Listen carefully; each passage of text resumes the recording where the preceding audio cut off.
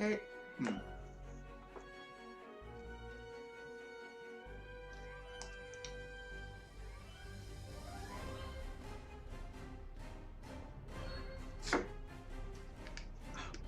Hey, squishies. Welcome back. Um, with some more STO. I see there's a few of you in here. Hey, Rabbit Cube. How goes?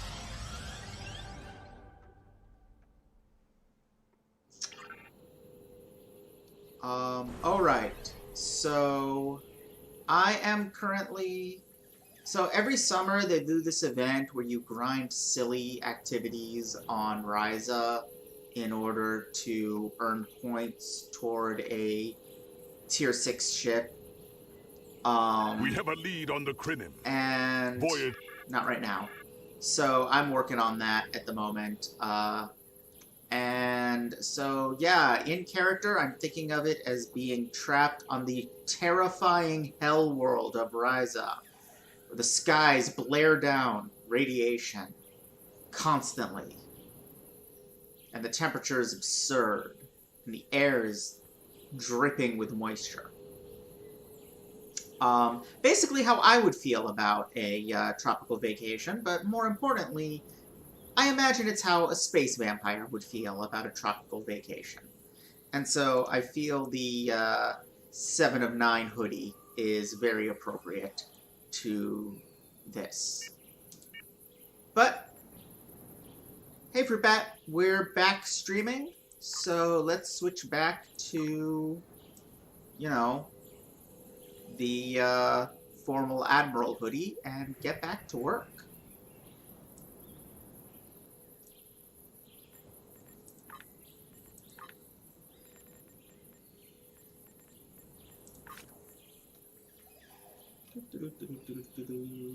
Actually, I don't think the next thing is that. Let me... Oh, you know what? I should have brought up that first. That's okay. That's easy to do. Okay. So actually, since we just did House Peg, there's some Tales of the War stuff before we proceed with game. So let me quickly pull that up.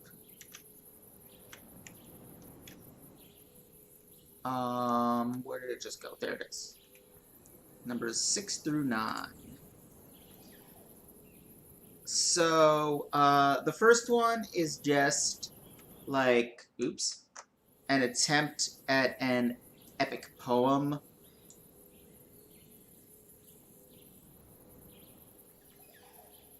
You're stuck on Ryza.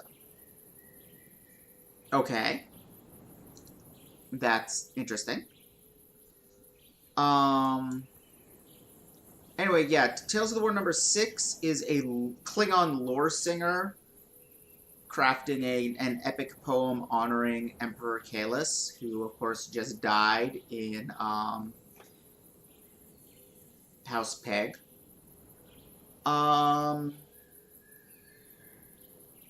Tales of the War number 7 is pretty fun.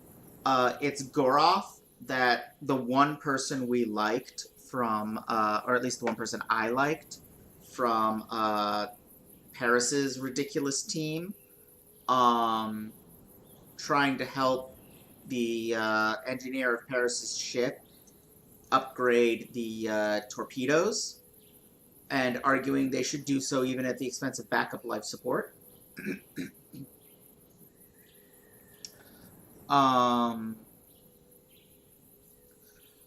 Number 8 is actually significant. In that one, Captain Kagran, the Klingon go-between who's coordinating the efforts of all the different fleets involved in the war, purchases from Quen, the Ferengi that screwed us over several times in the Delta Quadrant, what is claimed to be a Krenim artifact, and arranges it for it to be transferred to Drozana Station.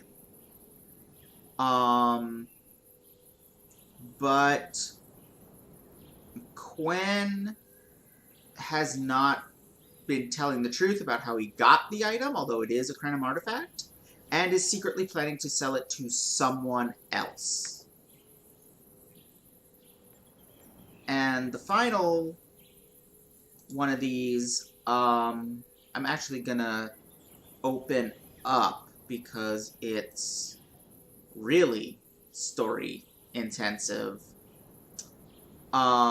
It's a conversation between some Iconians. And it's short enough. I may just... No, I'm not going to read it to you. I'm just going to say there's some disagreement among the Iconians. Taket, the purple one, which is the one that Kalis wounded, is really mad. Lemirin, who is one of the others, is trying to be understanding and is trying to understand and study quote-unquote mortals, because we're proving more resilient than they expected. And Taket is just like, no, kill them all, don't care. We should hurry up and murder them all, and Lemirin is counseling, you know, we don't want to rule a galaxy of ghosts, we want to conquer them, not wipe them out. And Taket is arguing, nah, kill them all, replace them all with heralds and other servitors. So there's some division amongst the Iconians, basically. And that's all of the next batch of Tales of the War.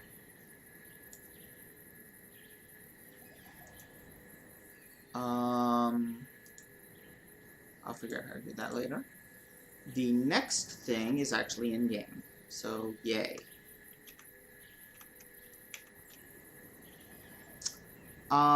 Next up is another, where's the...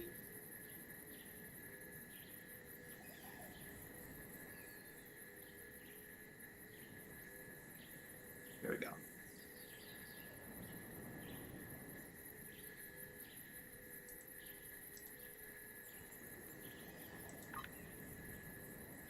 That did not work.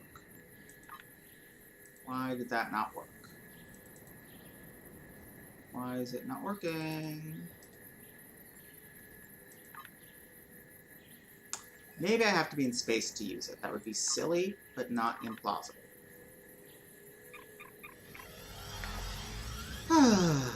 So how have you all been? I've been okay. As of Friday, I'm no longer employed, which is good. That was a planned occurrence. Oops.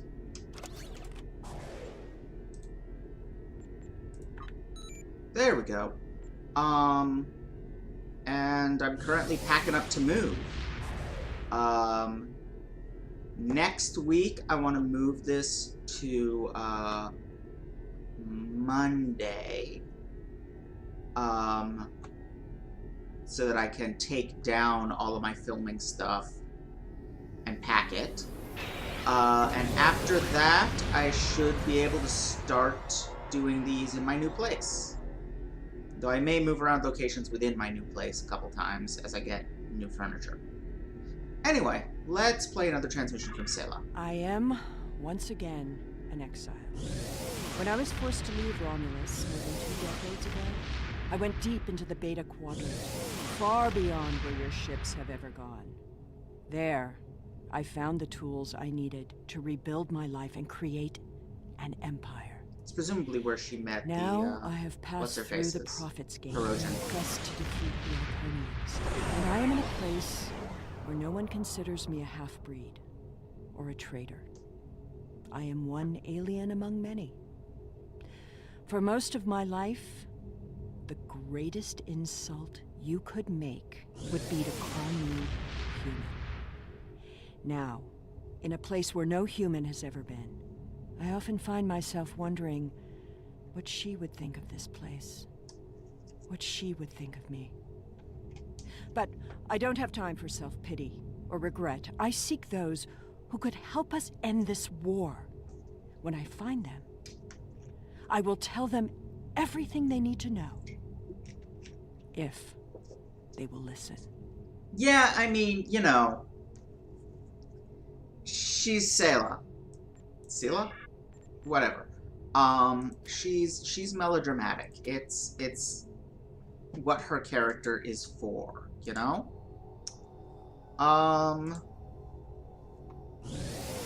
Okay, and the last thing, which I'm not actually going to do, but it occurs here in the plot, is there is a, TFO, that's the, you know, once, the 5-person missions, where you, take a small fleet into the Herald Sphere to damage the Iconian gate network. It's another thing it doesn't stop them from gating, but it reduces the number of gates they can open at once, and therefore slows their spread. You know, they can only attack 15 star systems with massive fleets at a time instead of 50, or whatever. And that occurs here in the plot. And finally, we can move on to an episode. The Iconians are still winning, but we're holding our own somewhat, at least. We have a lead on the Crinim. Voyager went to Crinim's space looking for them a few months ago, but didn't find much more than a Vaudois and some anomalous sensor readings.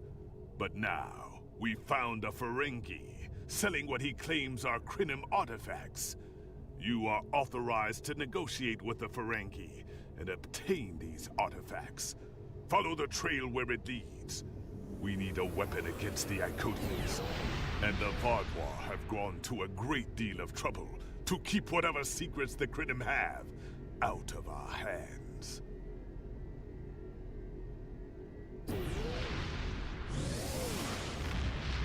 Okay, so nothing... Oh, that's handy. That reminds me, since that gives a special duty officer as one of its rewards, there is one other thing that happened while y'all weren't around, aka off-screen. I got in a giveaway 4 new duty officers.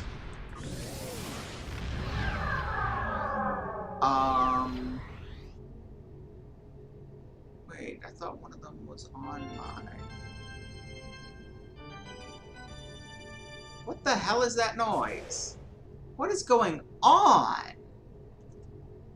Okay, I'm leaving this system because there is too much weird shit happening here.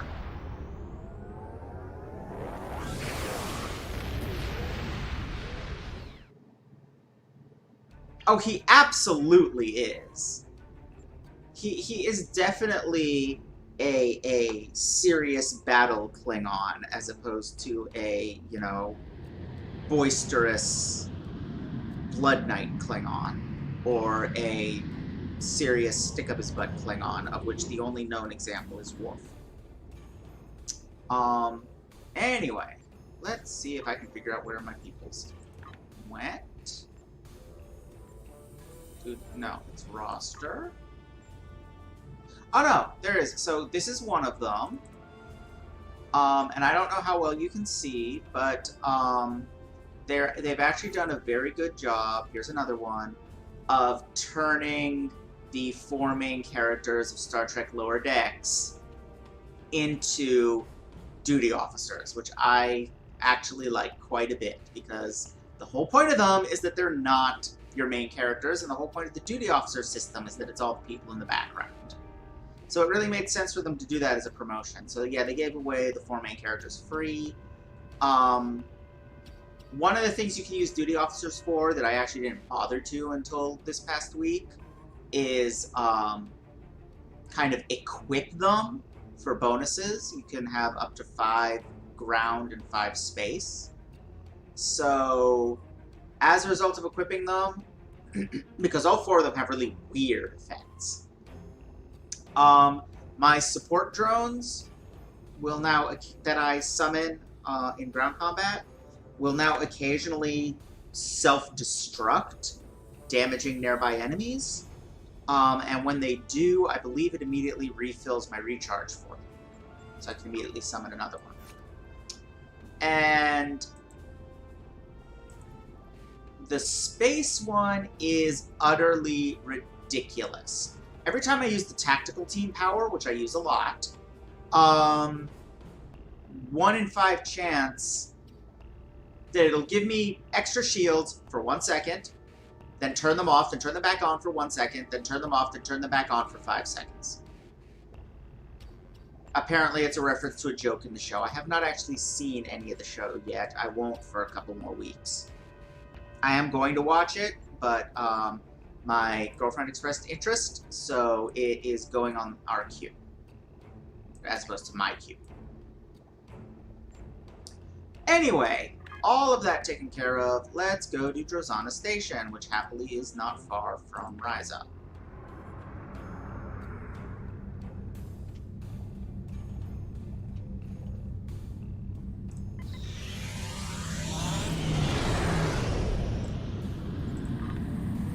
Been a long time since we've been here. This is where the ghosts were.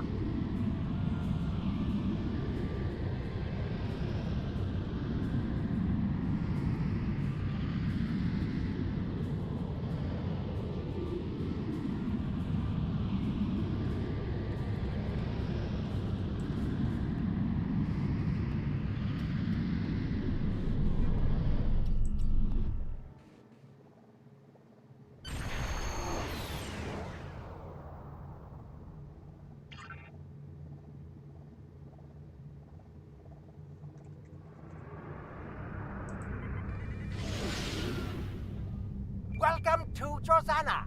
You're clear.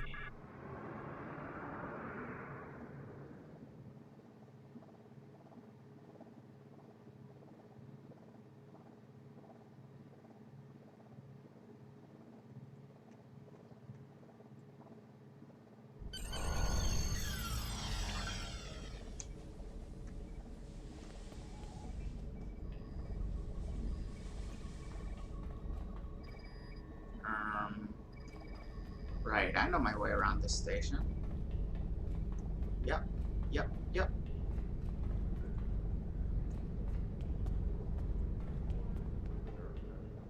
I definitely know my way around this station. I am not at all confused.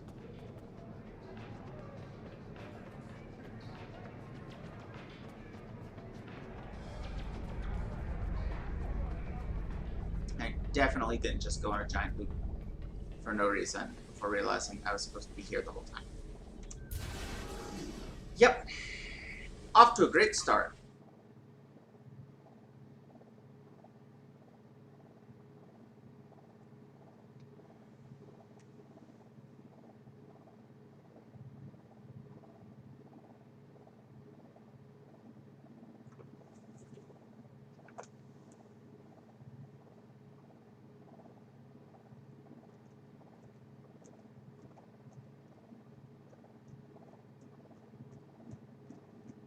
Great start. Oh boy.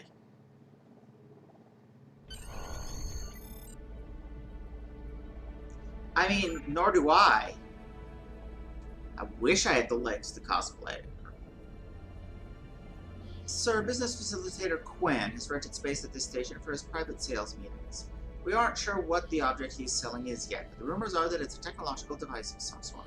The price Quinn is asking for is significant. You could buy a moon for this much latinum. Starfleet Command reports that additional assistance is en route, but we should go ahead and make an attempt to obtain the device. Understood. May I help you? Oh, wait, you must be.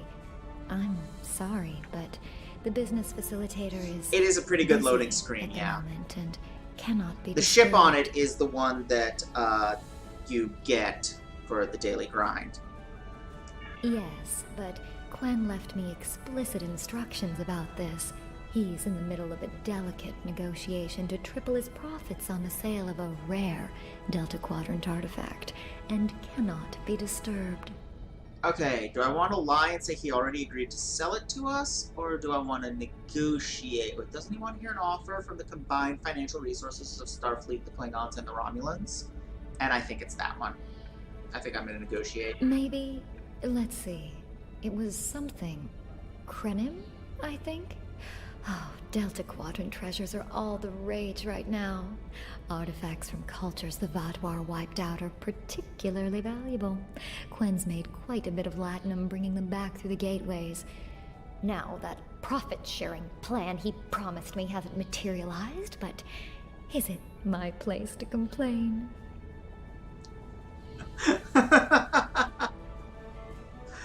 She's pretty great, yeah.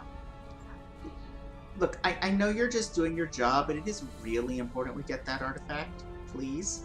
I'm sorry, but my instructions were very clear. Maybe we can do something for you in exchange? Well, I'm sorry, but I need this job.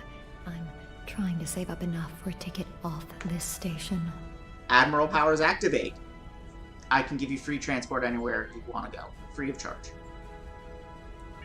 You can? What am I saying? You have a starship, of course you can. Go on ahead. Quen and the other buyer are in the cargo bay, but you better hurry. They were trying to get the deal finalized before you could stop them. Thank you. Thank you so much. Thank you for letting us pass. My crew will make arrangements for you. I mean, yeah, Quen is terrible. And he's already screwed us over a couple times in the past. In the Delta Quadrant. So... yeah. Alright. So, we're giving Rena a ticket off planet. Away from her terrible boss. We have struck yet another blow for the downtrodden. As we do.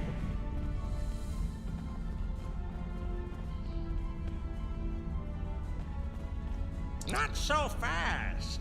The gentleman with the rather imposing associates over there has just made a very competitive offer for the device. Care to make a counterbid? I'll make it worth your time to deal exclusively with me. You said there weren't any other buyers, Quen. Now what do I see? Romulan Republic refugees probably here to beg for another Oh, fuck handout. you! Guards! Get these riffraff out of here, so I can conclude my deal in peace! I'm not leaving without the device.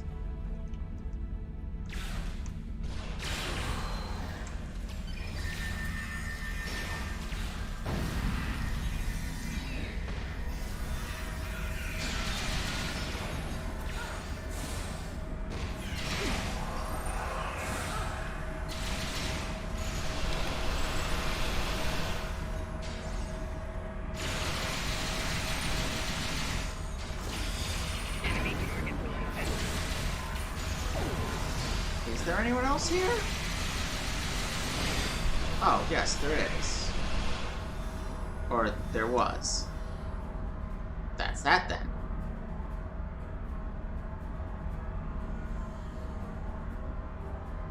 Okay.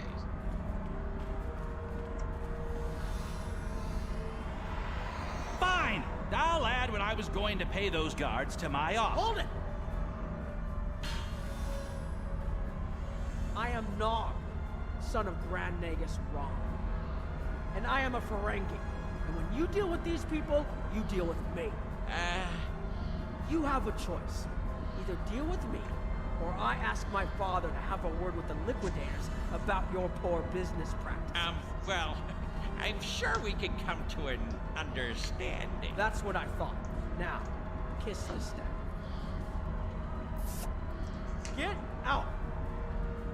Not you, Quinn. Nog to the rescue!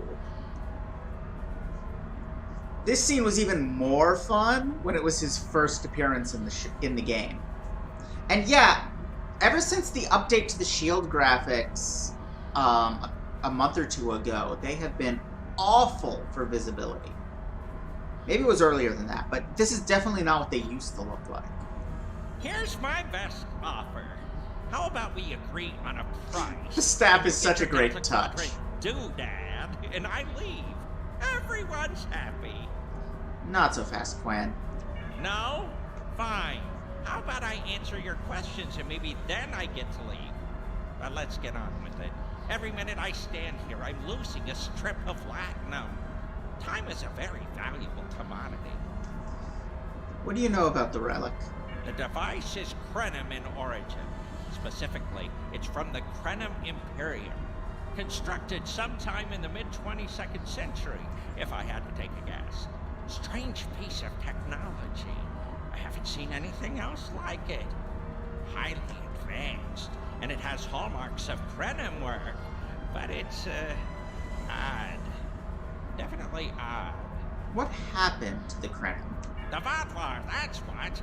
At one point, the Krenim Imperium held more than 200 star systems in the Delta Quadrant.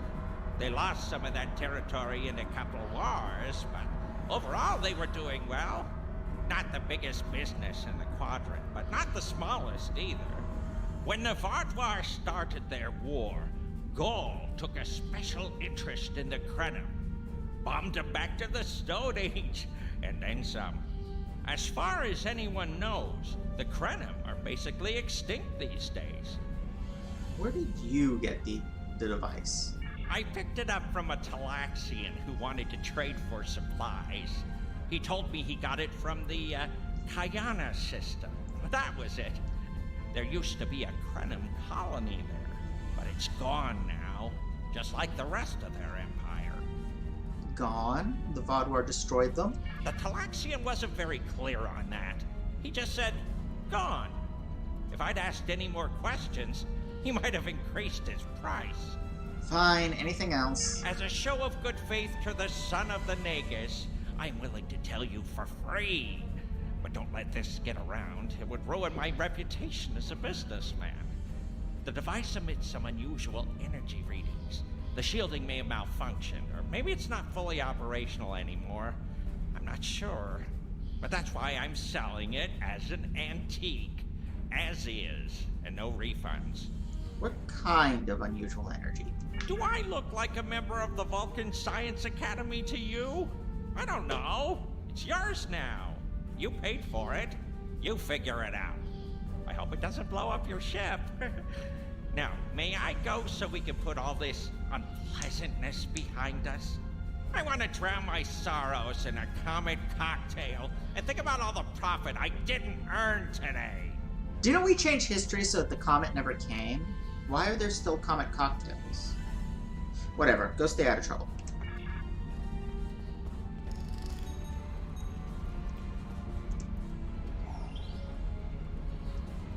I mean, yeah, that is a fair point. If there is any species more annoying than the Ferengi. Don't let the staff of Avis and these good... And I mean, there's a couple of awesome Ferengi characters. I'm here as a Starfleet officer. There is yet to be a and single good flaunt my family Talaxian character. But in this case, it seemed like the best way to solve the problem. So I borrowed my dad's second best staff. Thanks for the assist. It didn't look like Oglo was going to let us purchase this Krenim artifact while he was still in the room. Interesting. I know Voyager encountered the Krenim during the journey, and Tuvok was looking for survivors of the Vatlar purges. And for now, though, perhaps we should concentrate on learning what we can from this device. I love... Because if you remember the first episode of Voyager, it starts on Deep Space Nine, and Nog is a little kid who tries to sell,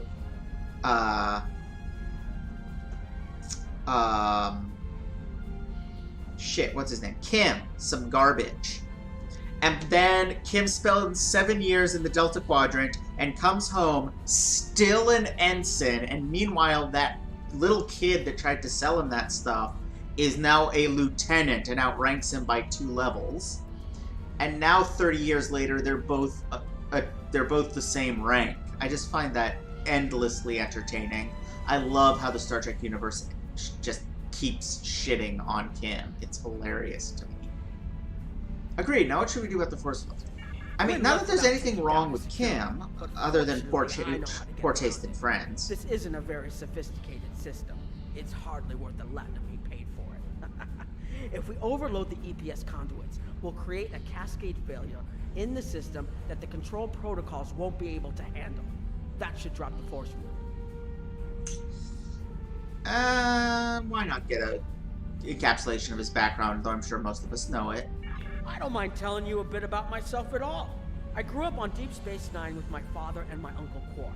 That was back before my dad became the Nagus. He was just a maintenance tech.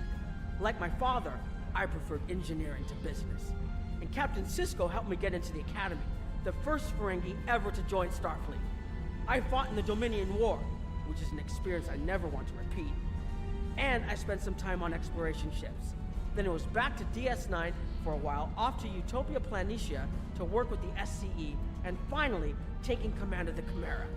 Now I get to see the technology I helped develop at work in the field. Glad to meet you, Captain. Interesting. I know Voyager encountered the...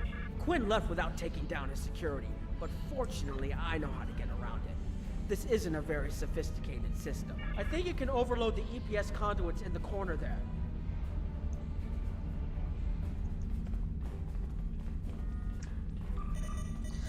I mean, everybody talks about how mean the Star Trek universe is to O'Brien, but it's as bad or worse to Kim. The controls are... Yes! Over here by the artifact.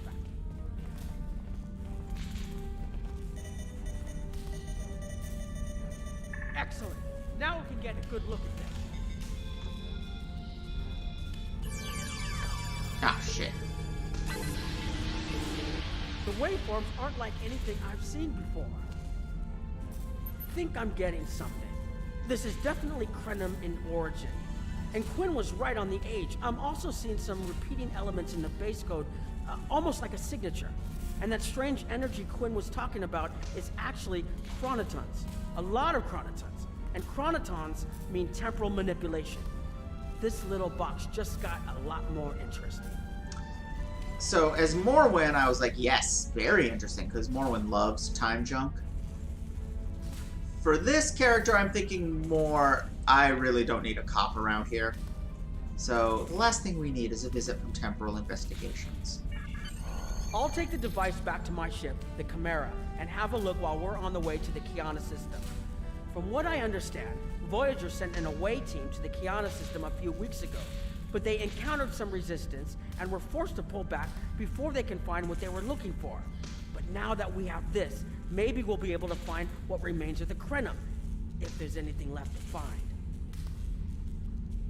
I mean, yeah, pretty much. Although early Bashir was kind of a twit. But he gets better. He definitely gets better.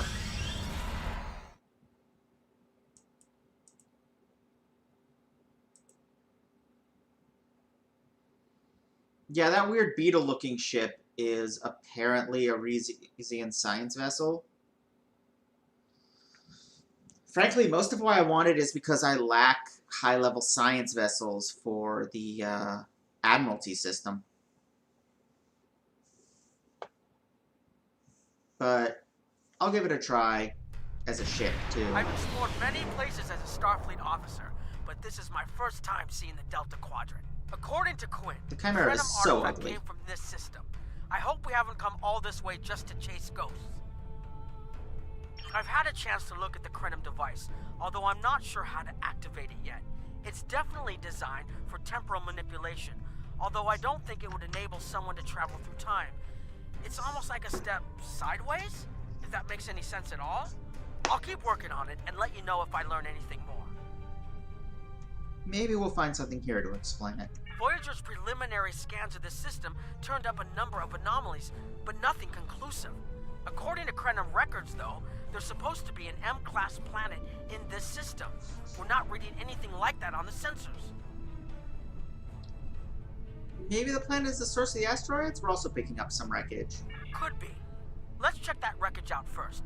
It might give us a better idea of what happened out here. And we should be on the lookout for Vaadwaur. Preliminary scans indicate they've been actively patrolling through this system. Agreed. Set a course for the wreckage around that asteroid. Keep an eye out for Vaudouar. They're still patrolling this area. I mean, like, the Chimera is very much... No. Like, it's very clearly from the same franchise. It's got that distinctive Federation.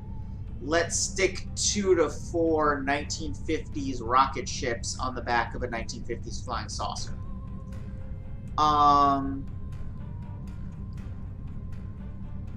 But I do like how it seems like every Powers ships look like they're a different franchise. If I had to place a bet, I'd say that wreckage is where this artifact was found. Heads up! Vaudouar on an intercept course. Vaudouar?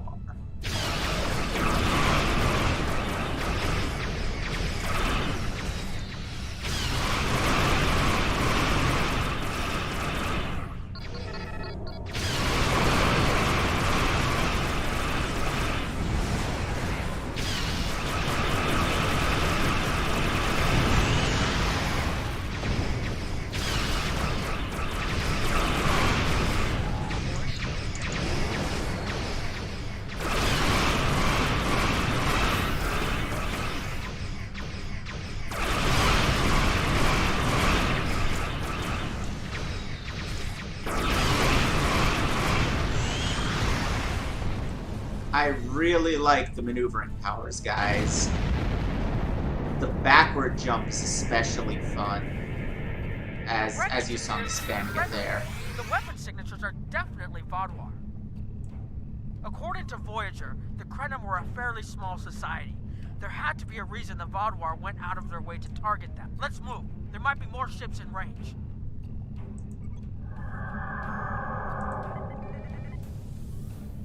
There are more Vaudouar on an intercept course. Oh my god, then why did you force me to decloak? I suggest we use the mineral content of the asteroids I've marked to conceal our energy signatures. Vaudouar sensors aren't as good as ours. Most of their technological advantage appears to be directed toward making better weapons. So it should work, as long as we don't attract their attention before we get out of their path. Okay. Heralds! They must be looking for that Vaudouar patrol. I don't think those heralds detected us. Let's hope they don't come back this way.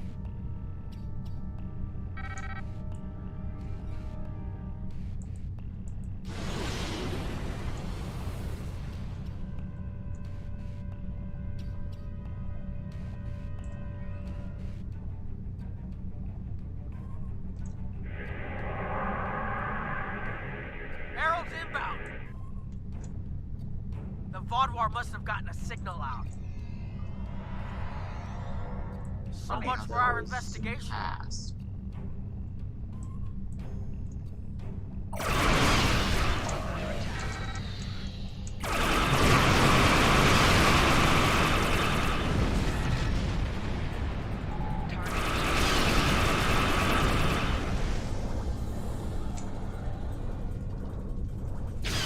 Oh, bloody EM probe. Thank you for dying. Back to that cruiser.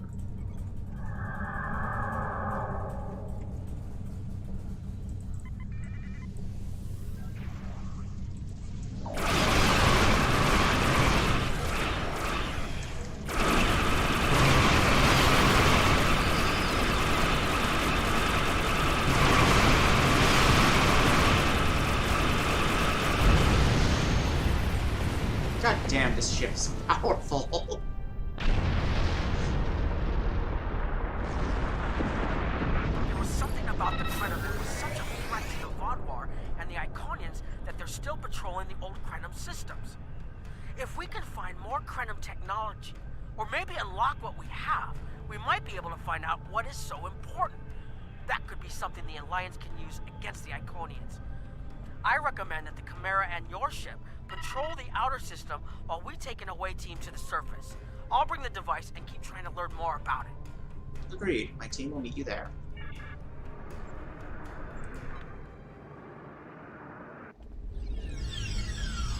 This doesn't make sense. There's nothing here that would cause the readings I was seeing from orbit, but there are traces of chronotron particles. I've never known chronotrons to appear naturally without some sort of temporal manipulation going on, but there's nothing here. I'm starting to come up with a theory, but I need some more data. I recommend we take some additional scans. Agreed. There's something here. We just need to find it. Exactly. But we need to be quick. Those patrols we encountered in orbit will be missed soon. I'm going to order the Chimera to try to avoid contact, but warn us if more ships arrive. Agreed. Pick the areas for the scans and let's get going.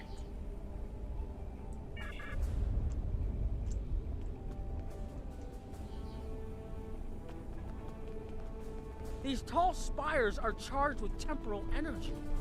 These look rather suspiciously like the time crystals from a couple of episodes of different series. Curious. It's almost like it's in a state of temporal flux.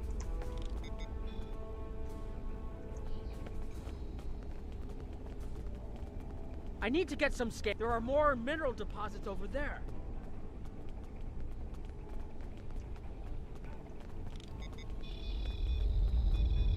There's a resonant frequency here that's not natural.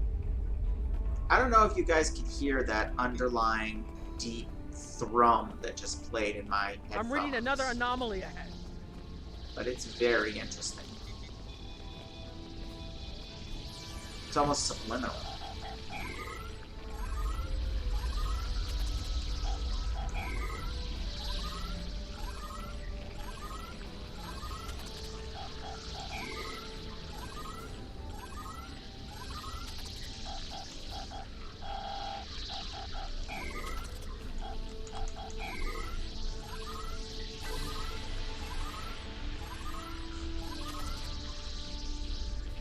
These anomalies have a shape, like a warp field, but not quite the same. Just admit you don't know what's going on. I get it, Nog. I'm an engineer too.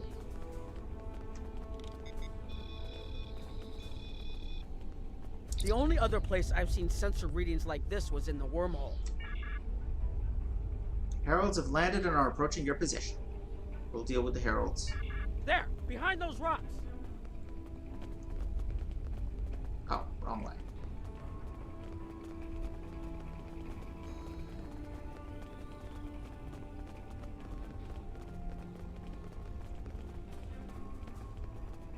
Hurry! They'll be here any moment.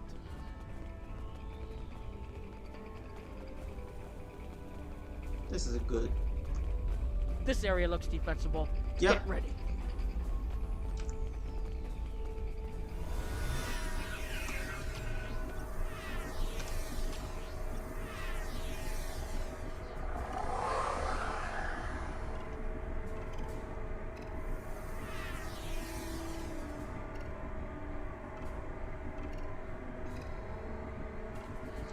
I have an idea.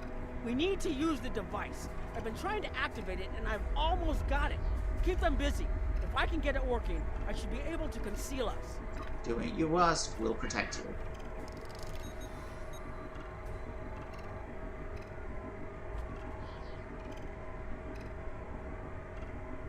Here they come! Where? Oh, there.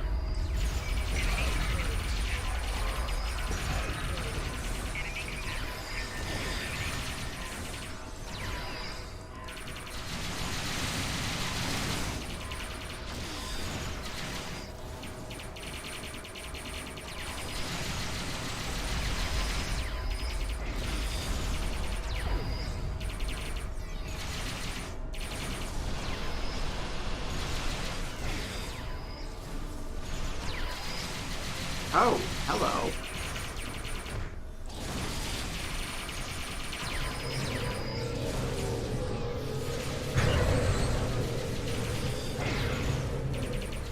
More reinforcements inbound!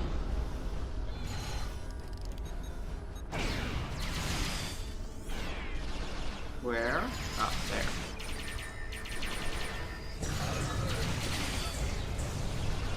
I'm working as quickly as I can.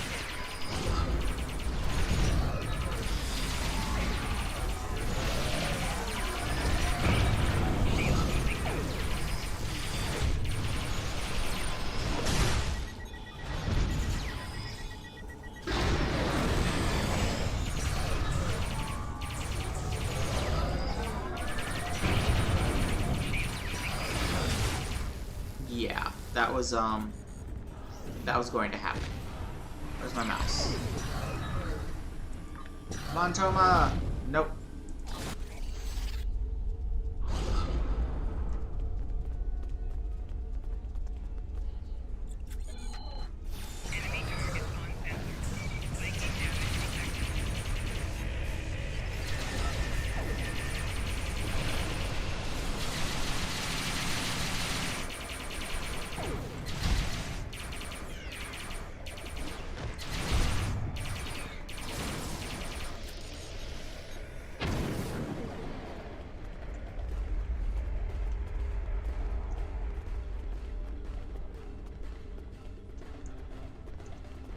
Sure, whatever. Aha!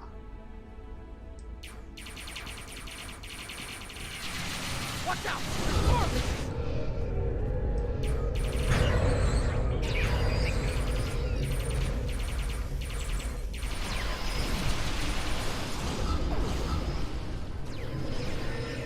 I need more time to align these frequencies.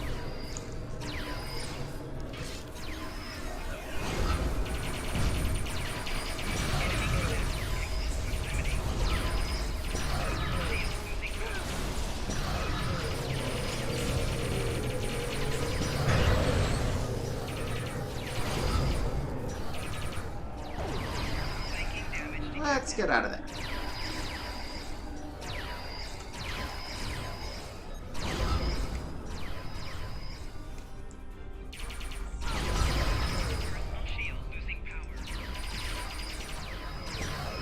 Yeah, get used to this, guys. This is gonna happen a lot in this mission. This is the precise one I was thinking about when I said that there was a vicious ground combat coming.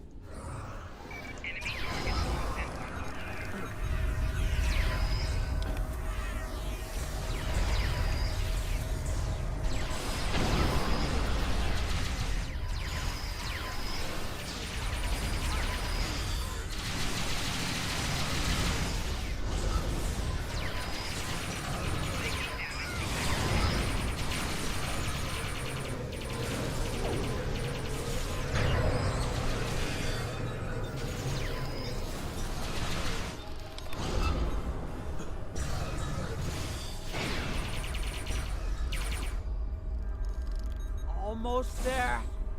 Just one more connection and that should... Nog?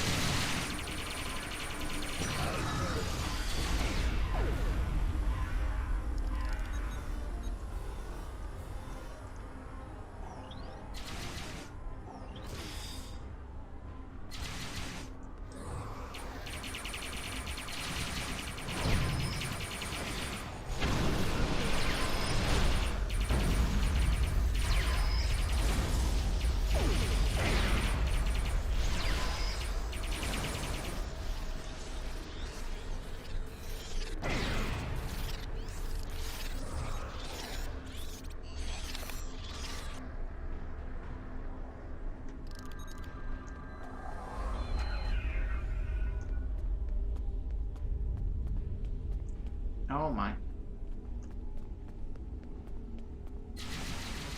Oh, God damn it, guys.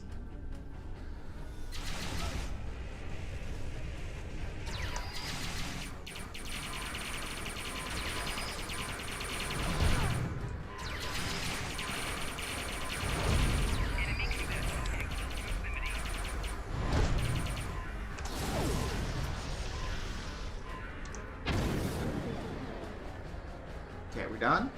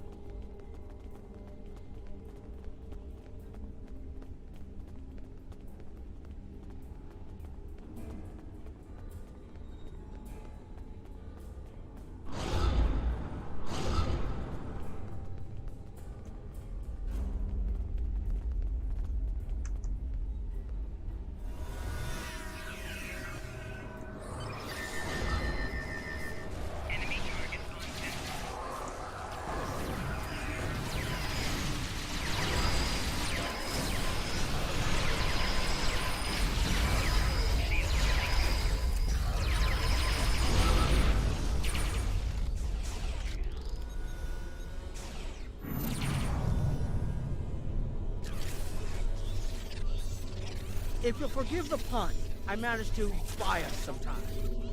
There we go.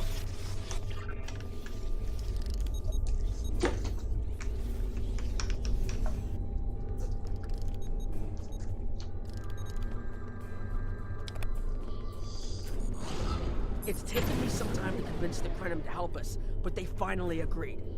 Remember how I said the device could remove someone from the time stream? It did. That's where we are now, in the temporal bubbles. And how we perceive time in here is a little different than outside. That's why the Heralds can't see us. We're out of their timelines. Out of all timelines, in fact. While we're here, it's almost like we don't exist. And not existing is an improvement over being shot at. I can buy that. No one's shooting at us. I think... I did not know he was the going to say Krenim that. They're a little touchy. Almost being driven to extinction by the Vaadwaur has made them suspicious. But they're willing to talk to us if we help them stabilize the temporal energy. I suggest we help. I wouldn't want to be in here if the fields collapse. Alright, let's talk to the Krenim. Let's talk to this Krenim.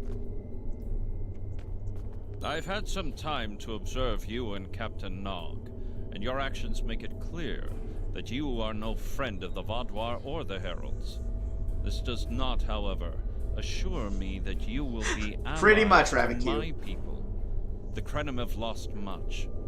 Our empire is gone, and our people have been killed or scattered. This guy's a very... We are what remains, and I will do whatever I must to protect this system. First half of the even 20th if it century means leaving you vibe to to face him. the Heralds alone. Like upper class, but science-y kind of a, you know, probably calls himself a naturalist kind of a vibe to him. It's the voice plus the mustache.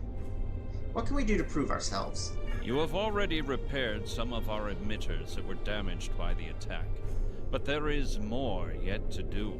We Should have? our temporal equipment fail, I guess this not. location will be instantly overrun by heralds. If that happens, none of us will survive.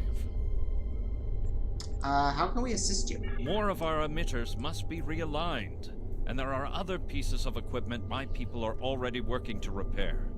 Assist my team, and then we will talk again. Understood.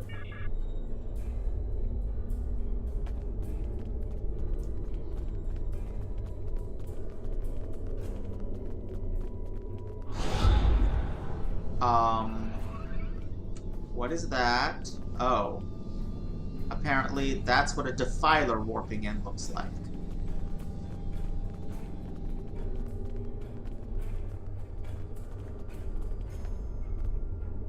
I cannot jump over that.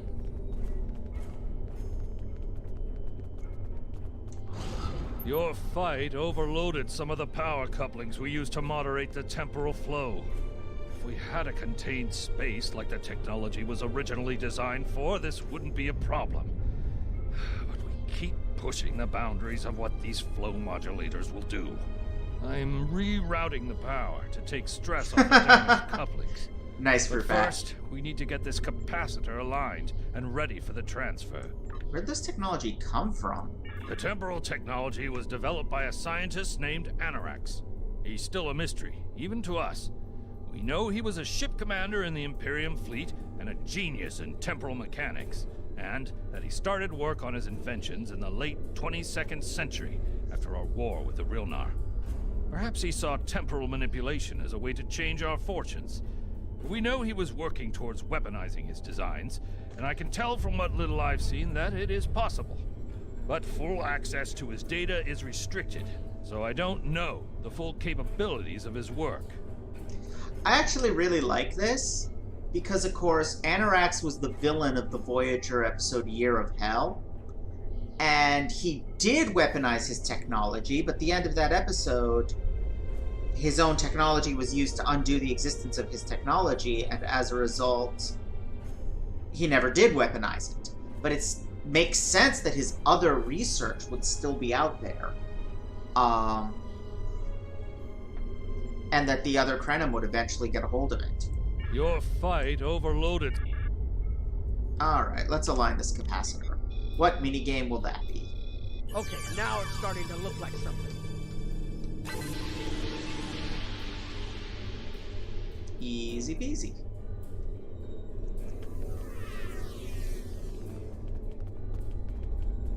That someone beamed somewhere or something? I don't know. Is this a person I talked to? No, they're in here, I think. Or on the other side of this wall. Or something.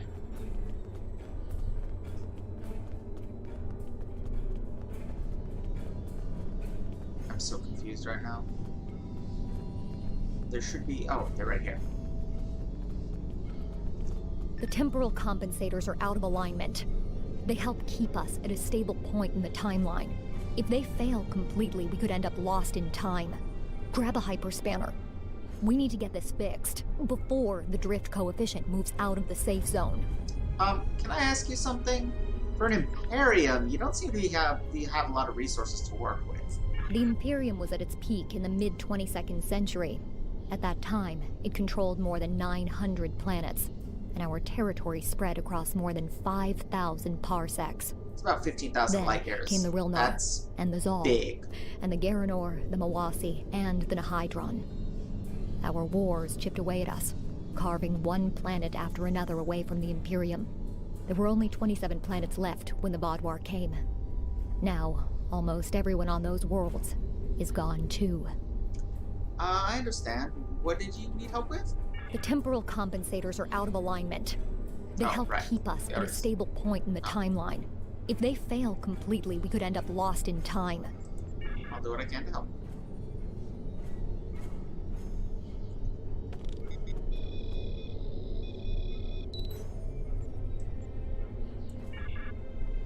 Oh.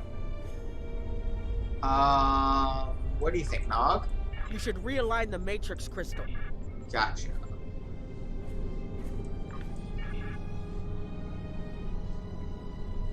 Probably have to disconnect the buffer before we can reconnect. Okay. Good. I'll put the next location on your tricorder. Did we just turn it off and on? Is that what we just did?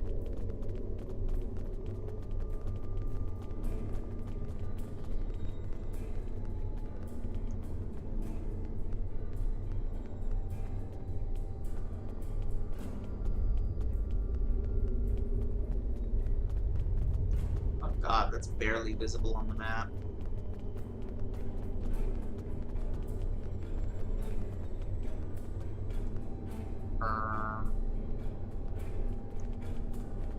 Maybe we go this way. Yeah, we go this way.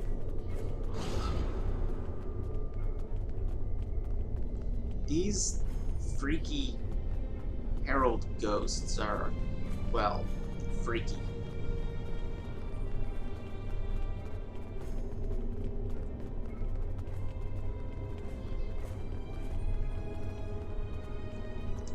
Hold this. No, hold it right next to the bracket, or the spanner won't... There. Got it, thanks. Something is putting too much stress on these components. I'm not sure what it is, but we don't have enough spare parts to keep rebuilding this transceiver. Grab a tricorder and run a level 3 diagnostic. Maybe there are some microfractures. If we can find and repair those, this should hold out until I can fabricate a new unit. Can I ask you about this tech? Why are you having so many problems with it? Anorax's original designs are for a temporal field that's big enough for a ship, sizable but finite. We've adapted the tech to cover much larger areas, but that makes the field more unstable, and we had to get everything operational before the Vaadwaur found us. So we cut some corners, a lot of corners. We're making updates and repairs as fast as we can, but we can't afford a failure. This tech is the only thing keeping us alive. Understood. Now, what do you need help with? Hold this.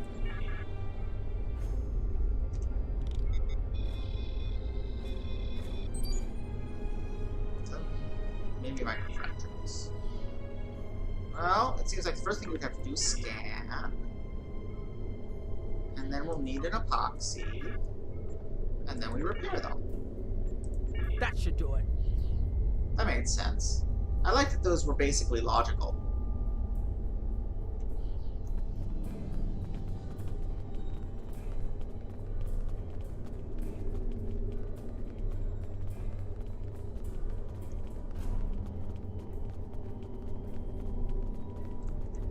You've shown you're willing to help. Now perhaps we can come to a mutually beneficial arrangement. How? We have Anarax's plans, but not the... Interesting. The Heralds are opening a gateway. What? The repairs should be enough.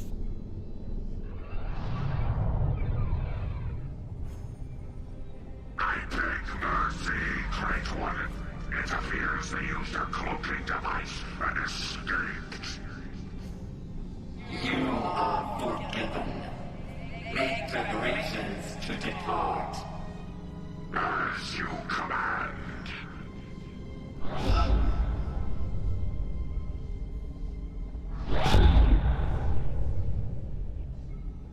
An interesting development. These sentients have proven to be resourceful. Already they have thwarted our plan to bring in the Solanae fleet.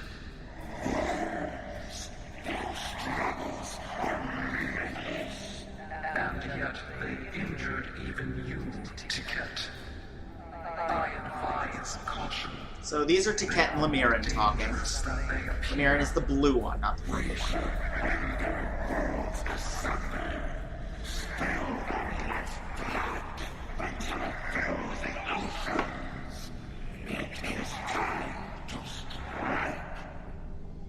I understand you want vengeance, but we must not act in haste. We will continue with our plan. The whole must be as one. The whole must be as one. The attack on Iconia broke our unity. We were divided, diminished, weak. The others saved us from oblivion, but it took centuries to rebuild our bonds. We cannot risk more loss. The whole must be as one. The campaign will continue as planned.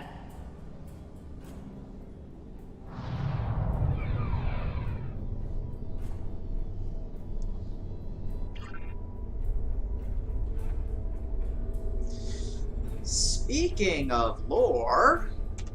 They couldn't see us? There were Iconians right in front of us and nothing. They had no idea we were here. We were completely The safe. hell was that, Siddig? Anyway, you're right. This could be what we need.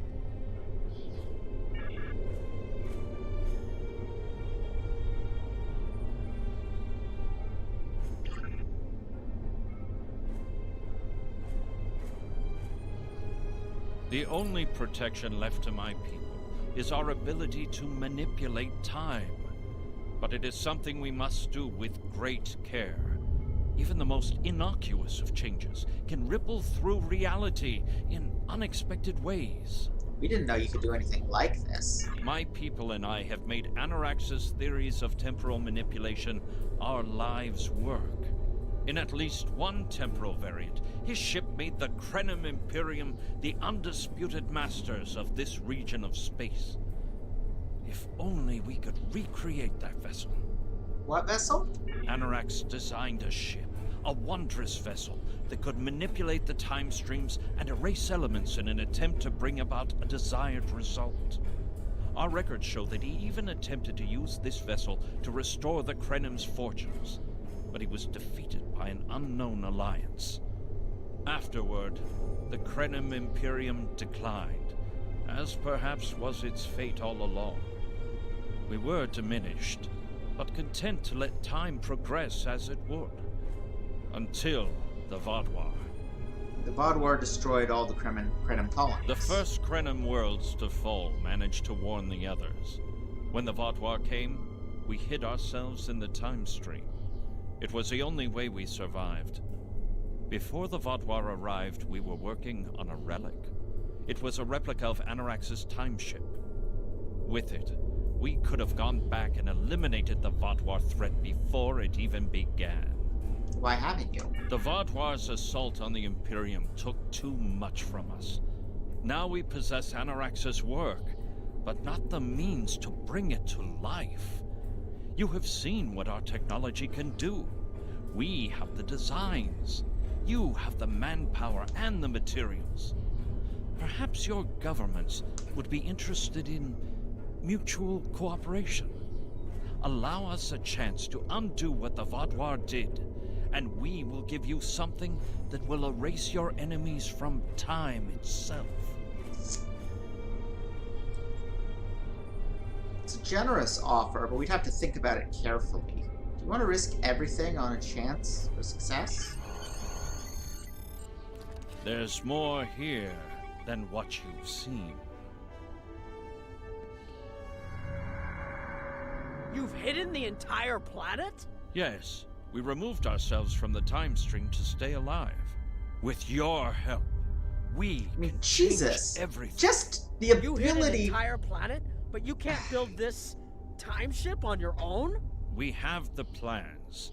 Our resources are almost gone. We have shipyards, workers, and all the materials you could need. Precisely. We revealed ourselves to you as a gesture of good faith. What will you do in return? We need to take this back to the Alliance. The Iconians and the Heralds are gone. It's safe to resync with our time and contact our ship. But this is huge. A whole Krenim colony that survived the Vaudouar? One that has temporal technology that even the Iconians can't counter? A weaponized time ship that can erase entire civilizations like they never existed? This could change the entire war. We could have a chance now. I mean, it is a genocide engine. And we were literally just standing in front of Iconians with them not noticing us at all. That tech could also do a lot. But alright. Alright, we'll do this. We disappeared and then we reappeared. And then a planet appeared. Yeah, we found the Krenim. I'll explain when we're back on board. It is worth noting, that was the entire Iconian population we just saw gathered. That's why, despite them having a 200,000 year head start, their technology is only scary rather than they win instantly. There's only 12 of them. In terms of, person hours of research, would be interested in investigating such a thing. They're barely ahead at all. I approve of anything the Iconians might fear. Kapla! Yay, experience. And yes, temporal flux generator. Temporary invincibility, but cannot do anything else.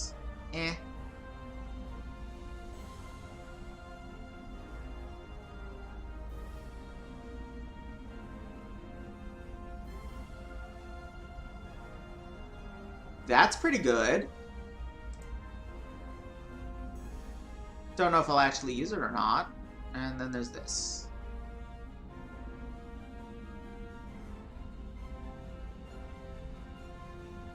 Chance to counterattack enemies.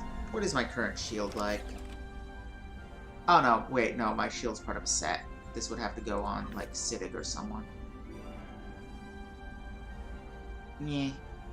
I have better shields, in other words, and that's just a shitty weapon. Right? Yeah, that's just a shitty weapon. I think I'm gonna go with the kit module. What explains a lot? The fact that there's only 12 of them left? It is good to see.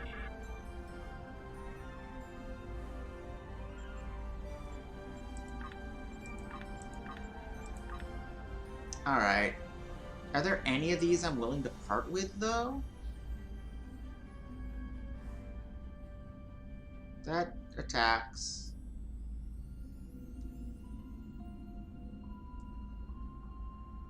Oh, I guess the other drone is a me power, not a this power.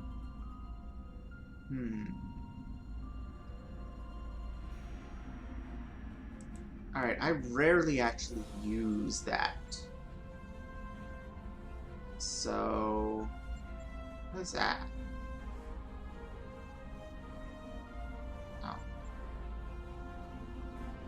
Yeah, I think I'm gonna go with this. It buffs allies and hurts foes within 6 meters. I like it. Yeah, it really does. Anyway, I am going to take a brief break to pee and refill water and heat up food, and then I will come back and we will continue. We have a thing now. We have a means potentially of striking back at the Iconians if we can make it work. I will be back in a few minutes.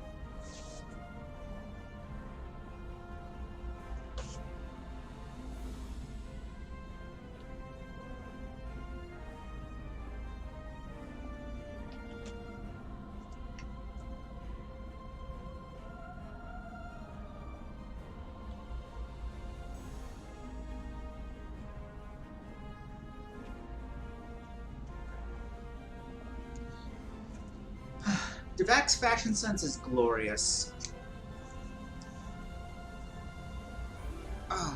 Alright. Welcome back, everybody. So...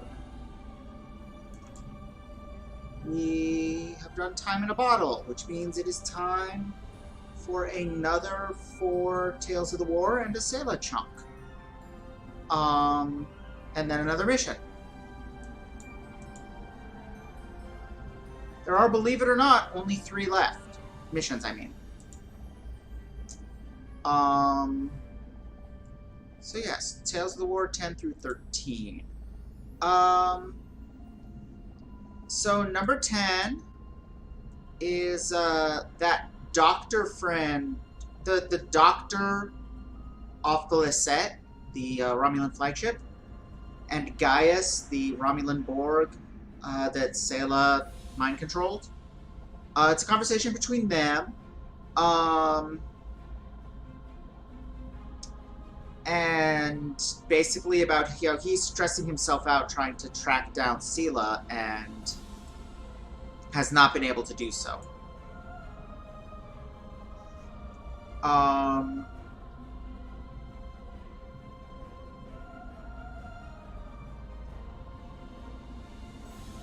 Then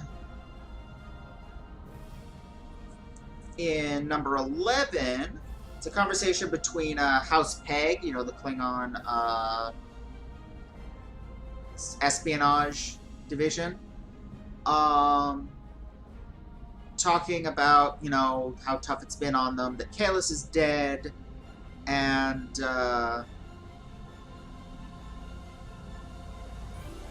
dealing with trying to draw them away, trying to draw the Iconians away from the gateways that lead to the Delta Quadrant, because maintaining contact between the Beta and Delta Quadrants is suddenly of the utmost priority after what we just found with the Krenim.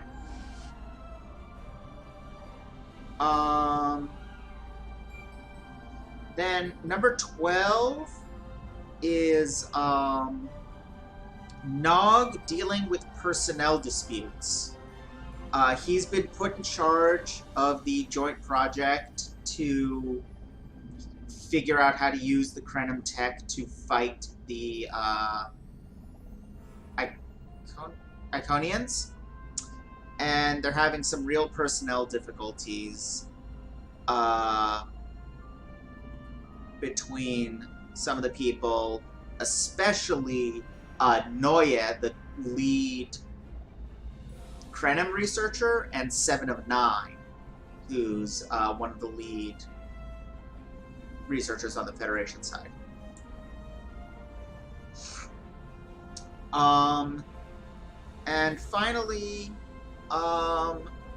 we get a little short about the Enterprise F coming to the rescue of a freighter, but they don't manage to get there in time, and but they do manage to save some people off escape pods, and there's a whole subplot through the whole thing of should we wake the captain, because the captain's sleeping for the first time in days, and them basically trying to not wake him up while they're doing this. It's a bit silly. So, that is what is happening in the war. Let's talk to Sayla again.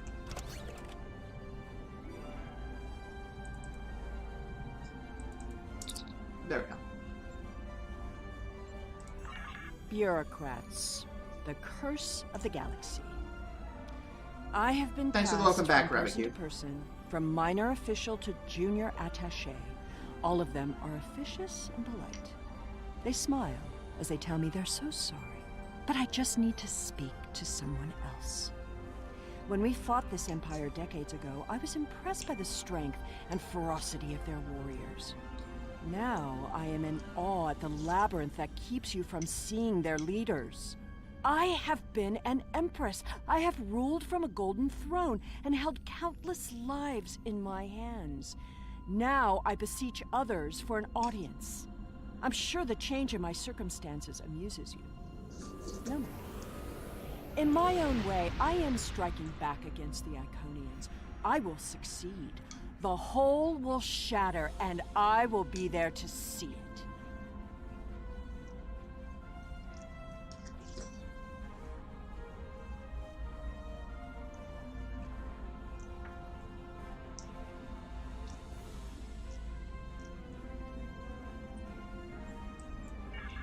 Oh yeah, that's another thing from the most recent mission.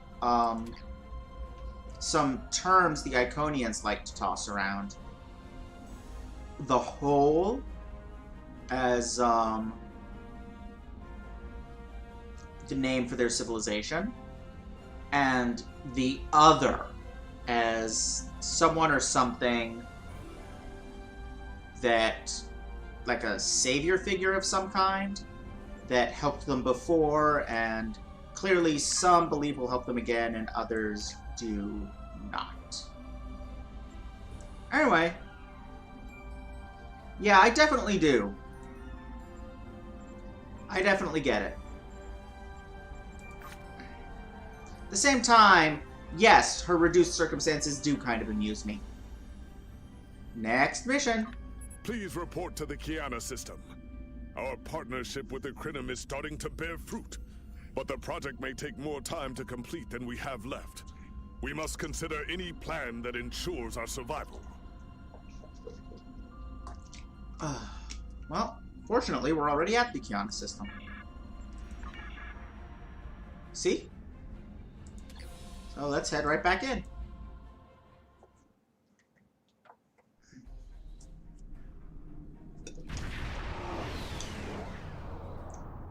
You are cleared for docking.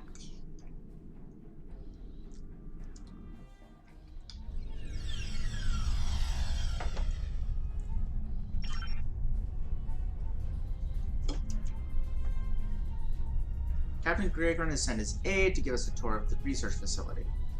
So far, the Alliance's venture with the Crinum has been very productive. Together, our teams are making progress toward completing Anorax's designs for a ship capable of temporal incursions. Greetings! On behalf of Captain Cogran and Alliance Command, I am pleased to welcome you to our research station. The Captain is completing his preparations.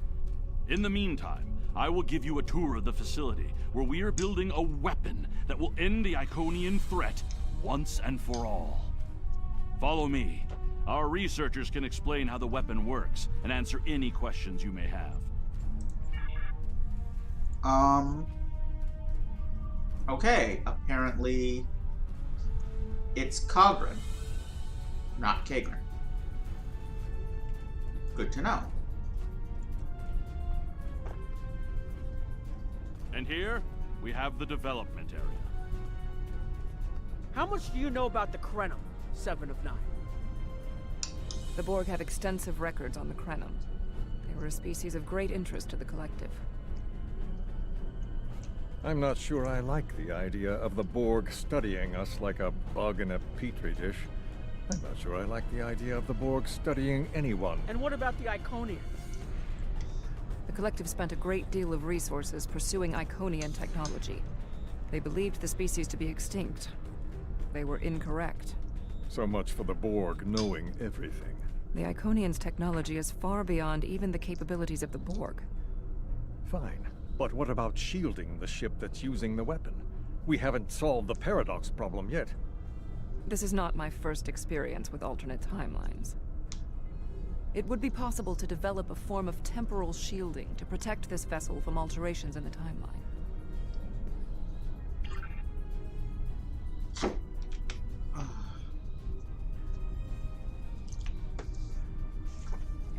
I'm amused by her comment that this isn't her first time dealing with alternate timelines, because this is very clearly on one from Picard. Those are very clearly not the same post-Voyager future. Welcome to our facility. I'm working with one of the teams here to develop the time ship and choose a target. What we do is different from time travel. Anorax's designs are actually for a weapon that can remove elements from the time stream completely, and then time reshapes itself to account for that absence. In some ways, yes. Once the weapon is fired, it can create an entirely new reality. And anyone or anything that isn't temporally shielded will be a part of that reality. That's why we have to proceed slowly. If we're not careful, we could change everything we know and not even know what's happened.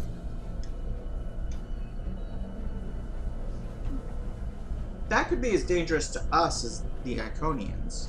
But think of the possibilities. We could reverse the effects of wars, stop threats like the Iconians, even turn back time and eliminate the Borg. This is a weapon, but it's one that can make a better galaxy.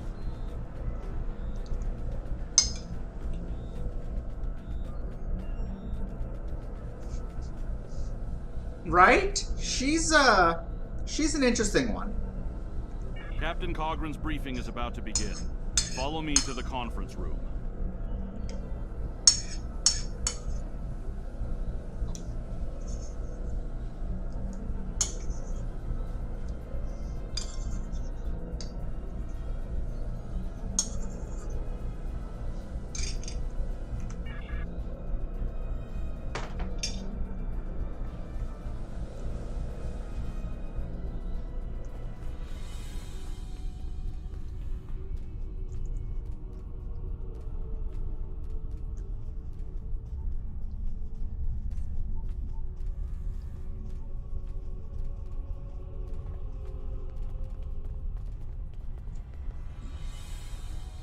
We have conference room.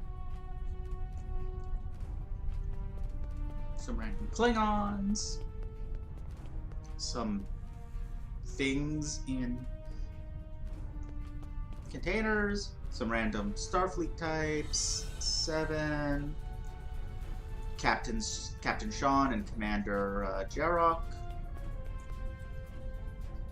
Frickin' Admiral Quinn and Kararek.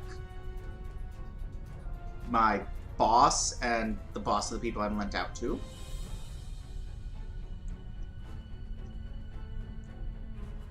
And some deep, deep shadows that appear to be hiding some Star Trek people, Starfleet, and Romulan peoples. Greetings. I have heard much about your victories against the Iconians. It is an honor to work with a warrior like yourself. We are almost ready to begin. First, however, Agent Cray would like a word. Okay.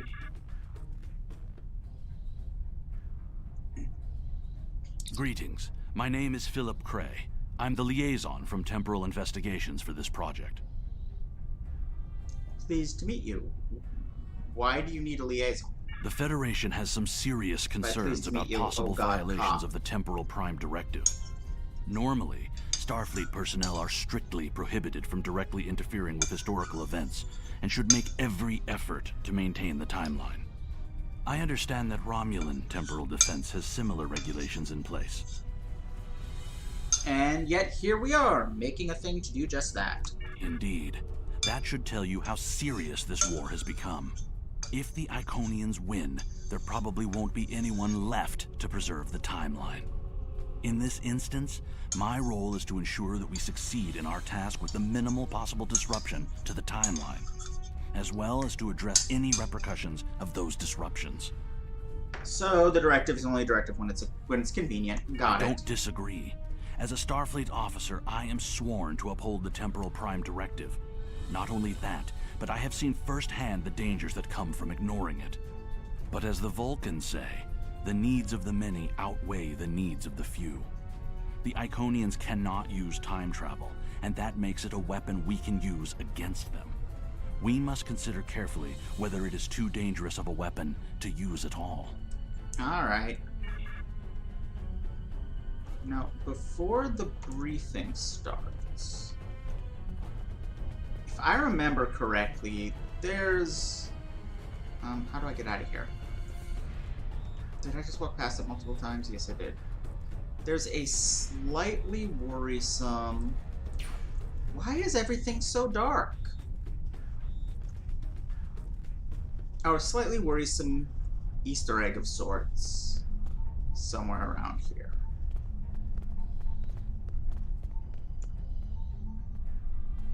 No, that's a Krenim.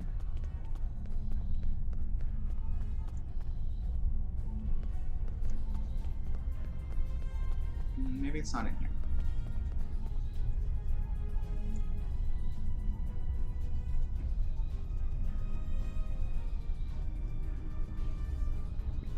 Maybe it's in here?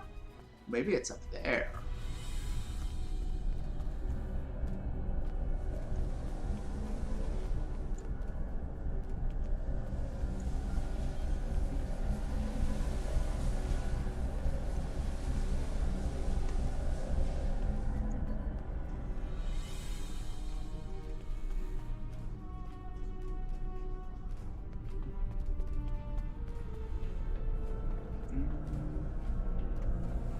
Signs pointing to no. Alright, well I can't seem to find it. I may have already missed it.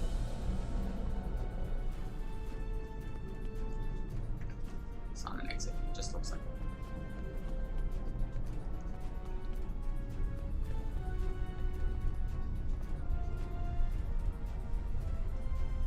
I think that's everywhere. Yeah, this is that room. Wait, what's on the other side of this room? Kinda squarish area.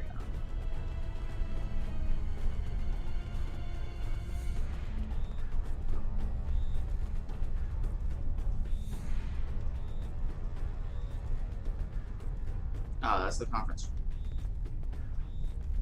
room. Well...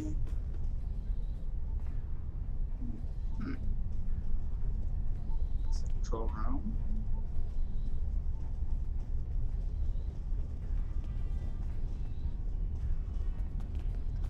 This is it.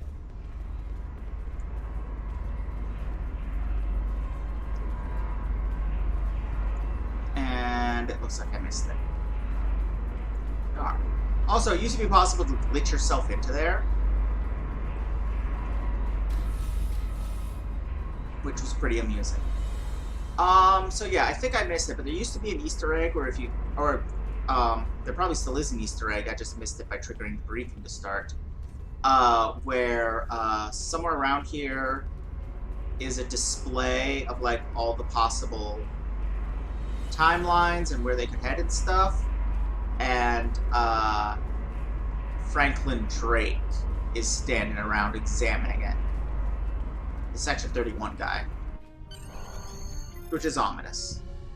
The war is not going as well as we might wish. Our fleets are protecting key worlds, but dozens of other targets have fallen to Herald attacks. Civilian casualties are rising. We need to act. This facility is building a device to turn the tide in our favor. Captain Nog, what is the status of the weapon? We've had some setbacks, Captain. We're still weeks from a working prototype. No amount of temporal manipulation will change that. And have you chosen a target for the temporal incursion? We are still running simulations. We've configured the holodecks to help us evaluate the possible changes that occur after removing an element from the time stream. Some of these scenarios show promise, but none are exactly what you want. Very well. We cannot afford to wait another day. We are losing this war. We need to strike now. A direct engagement is our only option. We will put all our resources into a full attack on the Iconians. Every ship we can muster will be a part of one massive strike against the Herald Sphere. Captain Paris is already moving into position with the Vanguard. Ships here will report to the Herald Sphere as soon as possible. There will be more warriors in Stovokor tonight. But first, we will make the Iconians bleed.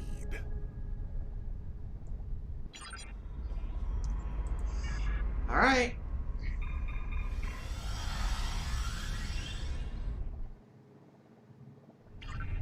So, somebody's done the math.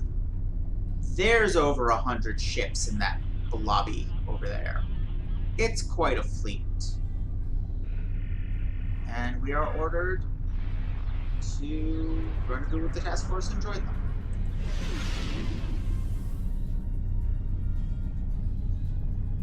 You are the last ship to arrive.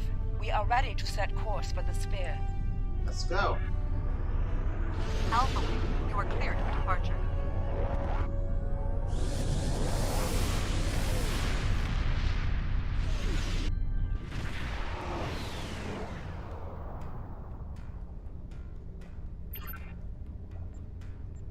Fleet is in complete disarray. Multiple distress calls as well as an incoming transmission from Captain Paris.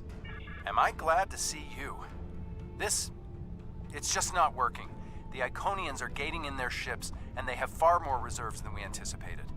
I've called for a hold on the flagship assault until we regroup. There's no point in a suicide run. First, we need to help our ships in trouble. Can I count on you to help? We'll do what we can.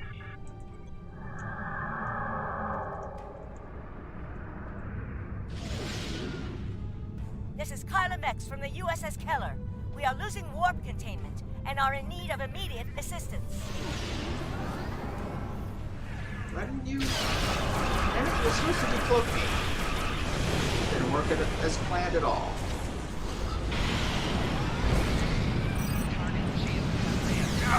Systems of weapons are down. Requesting immediate assistance.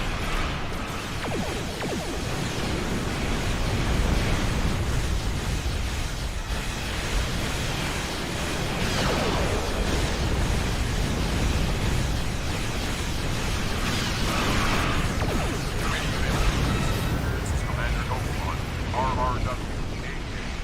Require immediate assistance.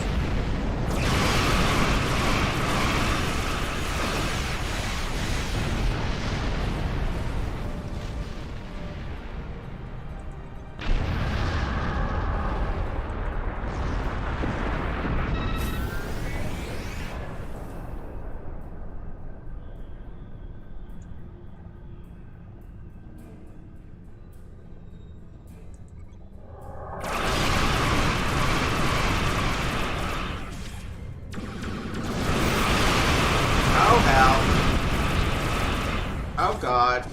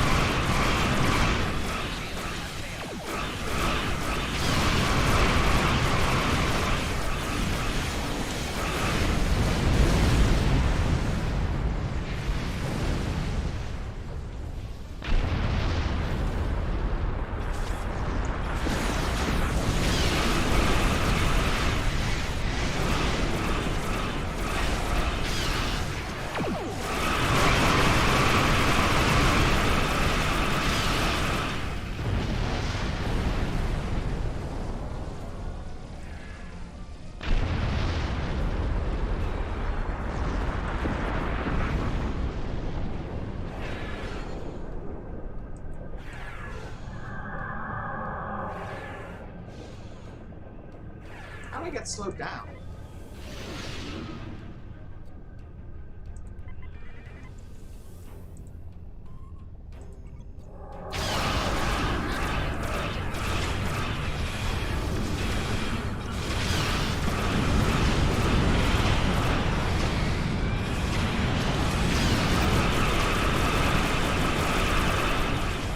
Ready to go.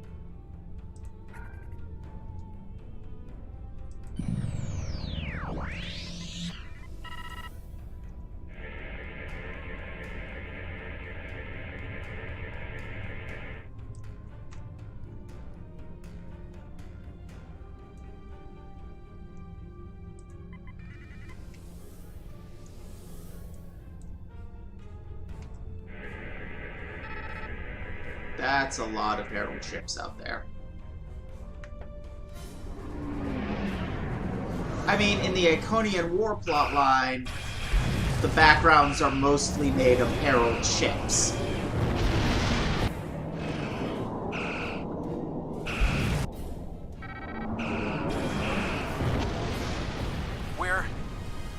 We're falling back.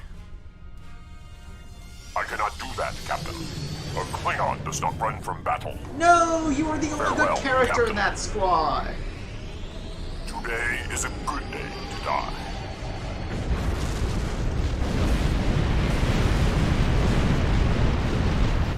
All right, people, we've got one shot at this.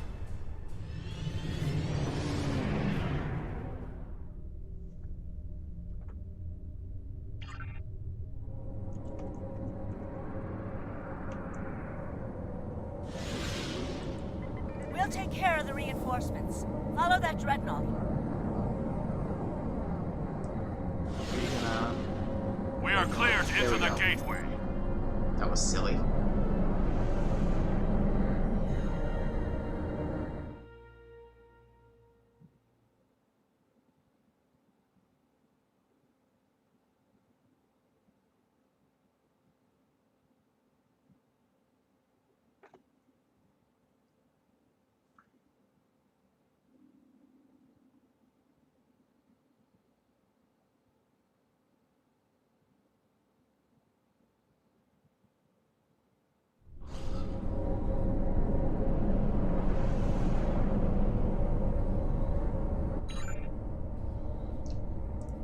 Inside the sphere. From what we know, the Heralds use this sphere to control and protect the Iconian Gateway network.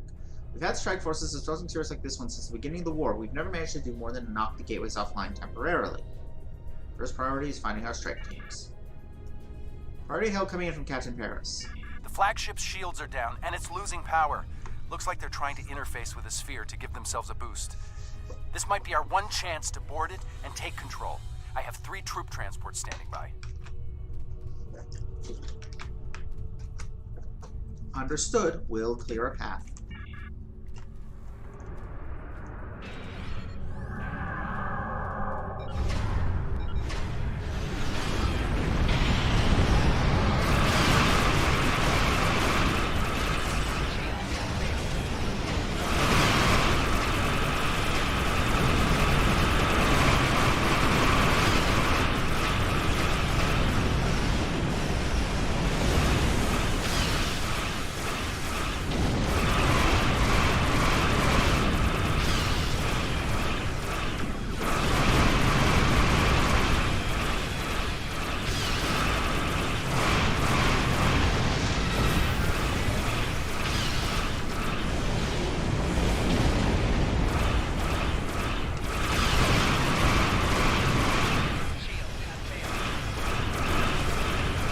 Oops, didn't mean to do that.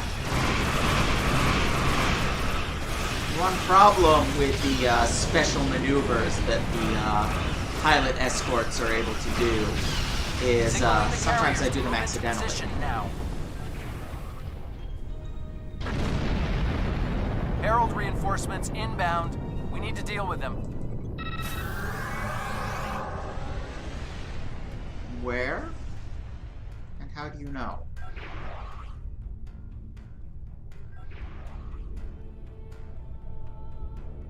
Where are the carriers? Anyway.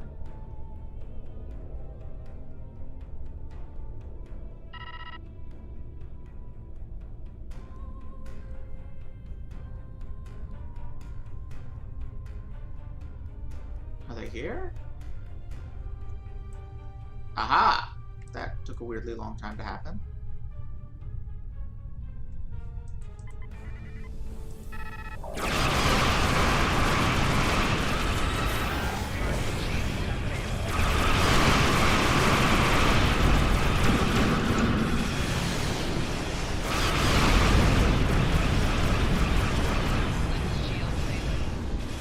Oh god, that is a bad combination. I'm being hit by tractory stuff and all kinds of other bad stuff all at once. It's bad.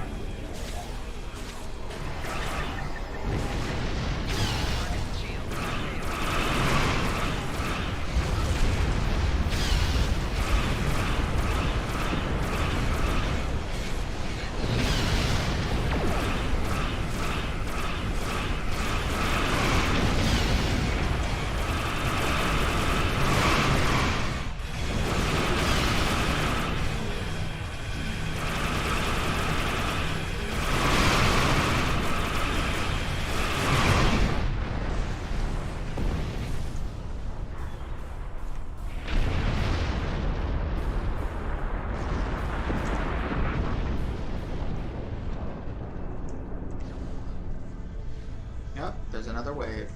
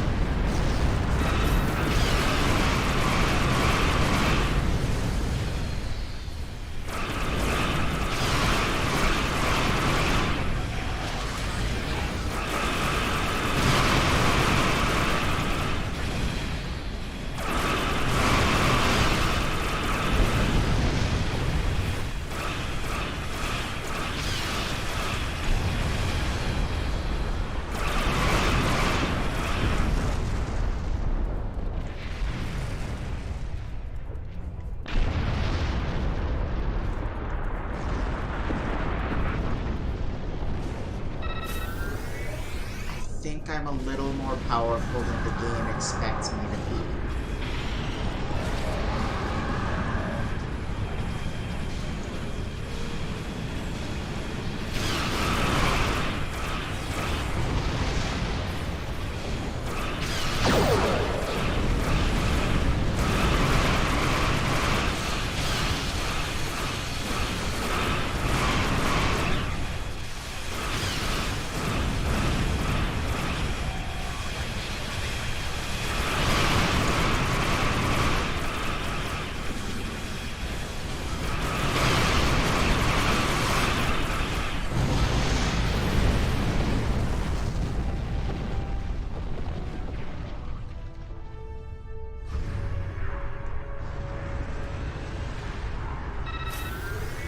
Ah, we're ready. Boarding to the parties flagship are on we the go. flagship and reporting heavy resistance. I'll stay here and keep any Oh, reinforcements hey, R. off your back. Welcome you aboard. need to transport to the flagship and help our teams there.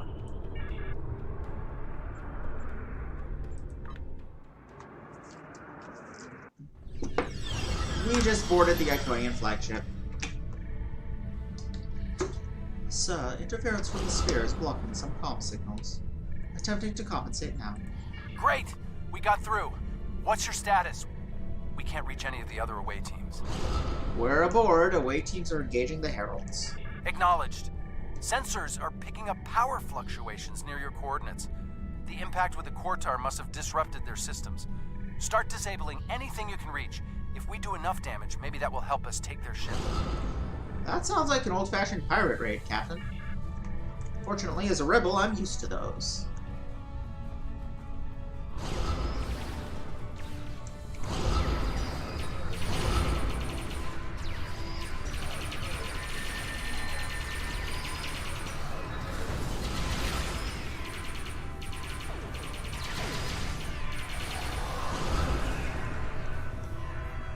I think we're done. Wait, no, there's still one alive.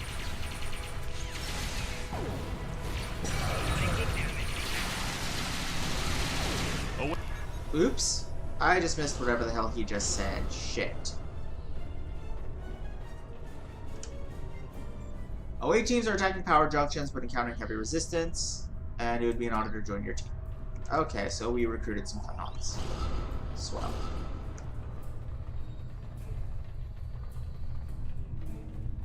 Let's see, it looks like... Away teams reporting in, sir. Heavy resistance and heavy casualties.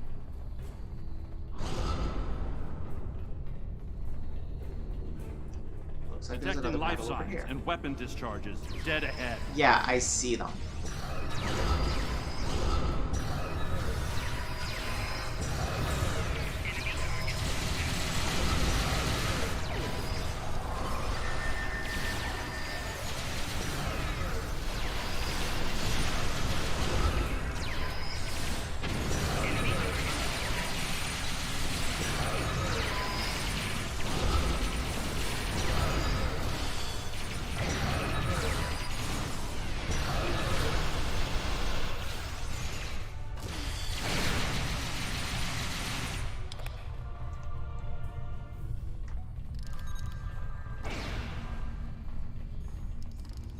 we miss one?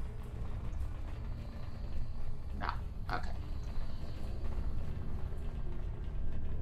I am detecting Federation and Herald weapons fire beyond this door. There is also a power junction.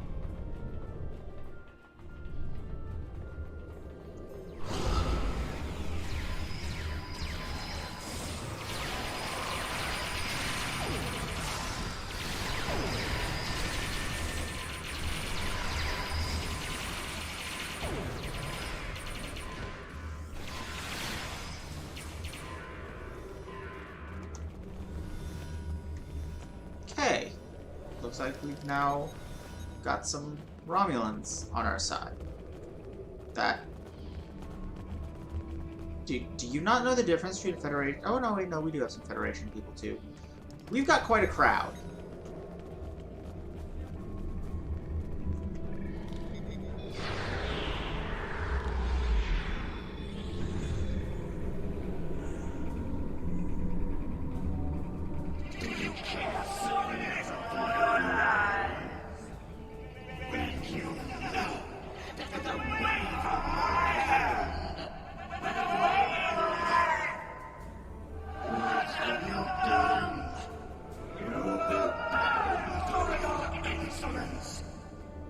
She can't insta-kill us.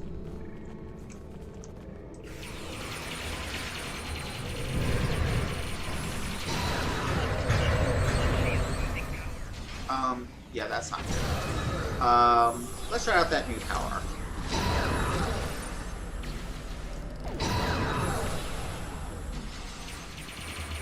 She basically fights like a super herald. What are they called? The really powerful heralds. She basically fights like a souped up one of those. So this is gonna be chaos for a bit.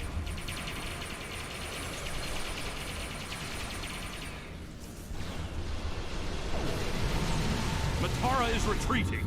She might be trying to recharge her energy. Okay. Whoa, what are you doing over there? The fluctuations are increasing exponentially. Harbingers, that's what they're called. Thanks. We disabled some power junctions, but Matara escaped using a gateway. We must be doing some damage to get her attention. Interesting, but it makes sense. The Iconians are energy beings. If Matara can't use the ship's systems, she'll use herself as a battery for the gateways. But that's probably dangerous for her. She's bleeding herself dry with every gateway. Keep at it. If you can drain enough of her energy, she might make herself vulnerable. You see, I think it's actually more than that. I think she's so tied into the ship's systems, she doesn't have conscious control over it using her energy. That's why us shutting down a power junction caused her to lose the ability to insta-kill us. Herald reinforcements!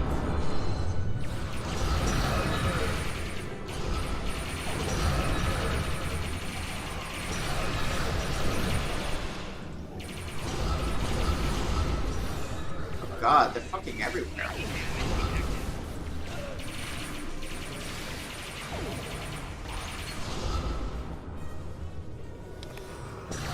We need to disable the other junction, sir. There is another power junction ahead.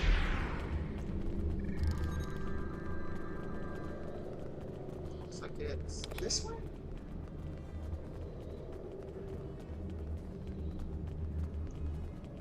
My outfit looks really damn cool in this lighting. No, can't go this way.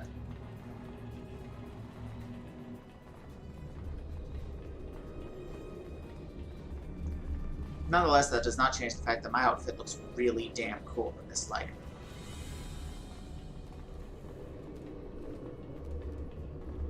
Not good though.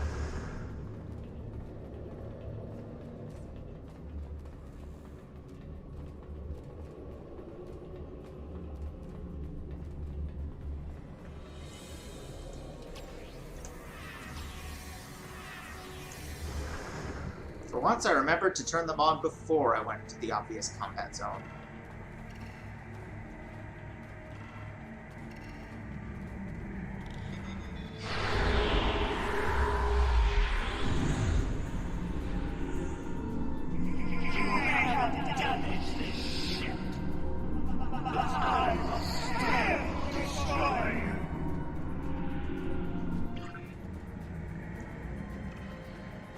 Where'd you go? The demon is weakening.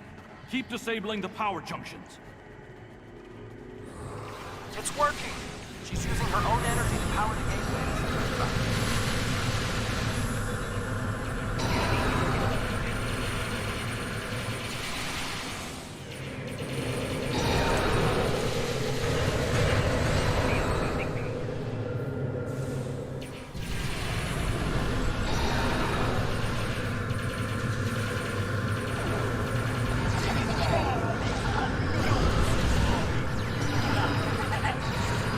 Reinforcements, sir.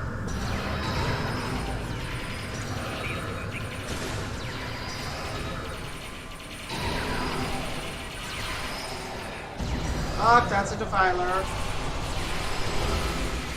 That's a dead defiler.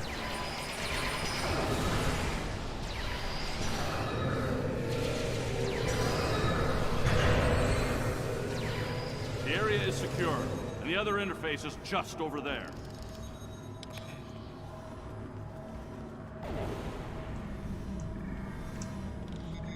I am detecting a third junction ahead.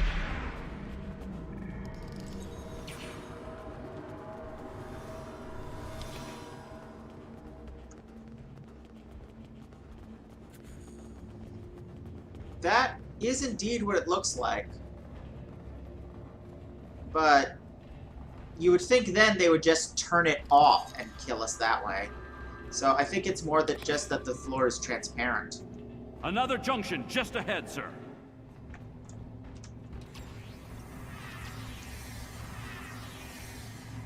If we can keep forcing the creature to use her own power, we can weaken her enough to defeat her.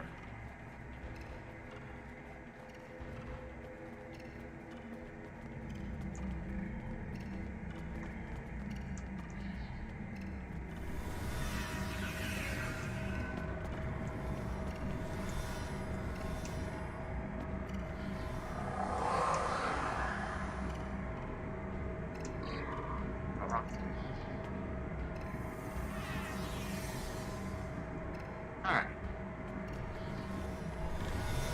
I am detecting strong energy signatures ahead. I believe it to be some kind of command center.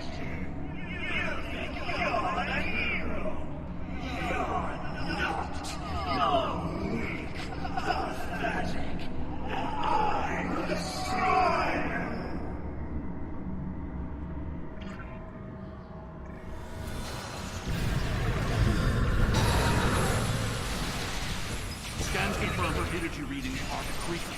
This could work.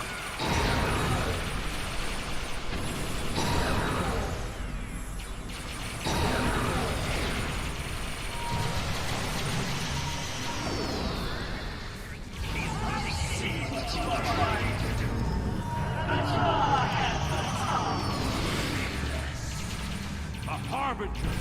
Prepare yourself!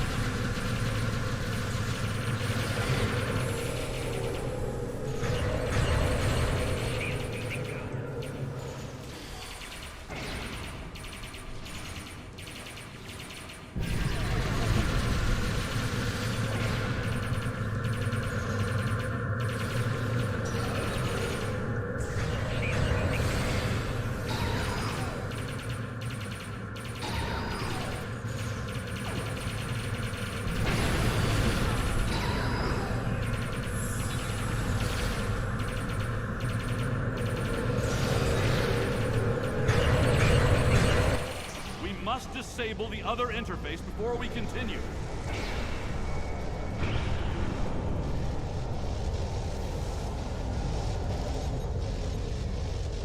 Okay, Civic's on it.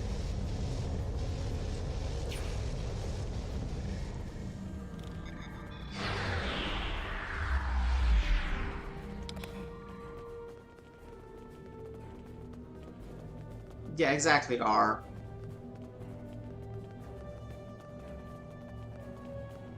They just keep cutting us off. The area ahead contains 4 interface junctions.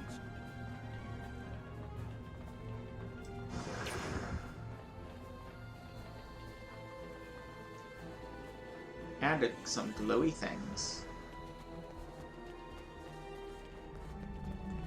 Alright, I'm going to assume she's going to attack us after at least the first one.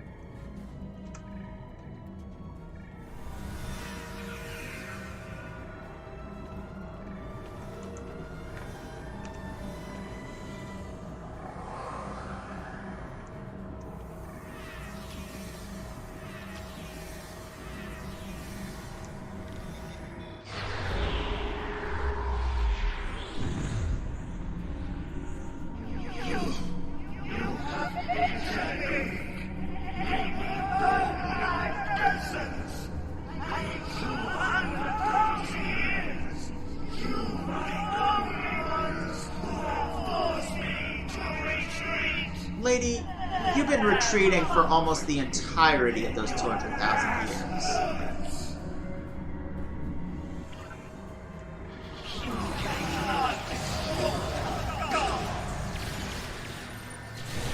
Where?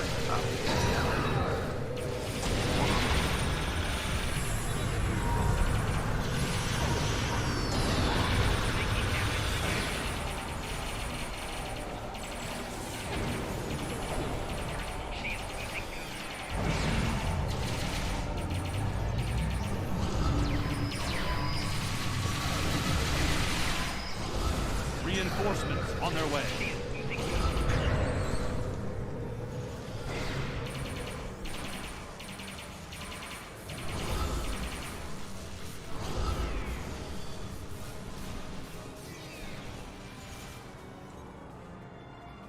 Okay. Is everyone alive? Alright, let's take down another one of these, which I'm pretty sure is going to cause her to reappear.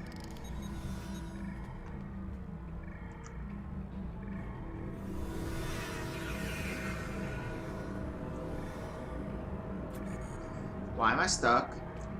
Thank you.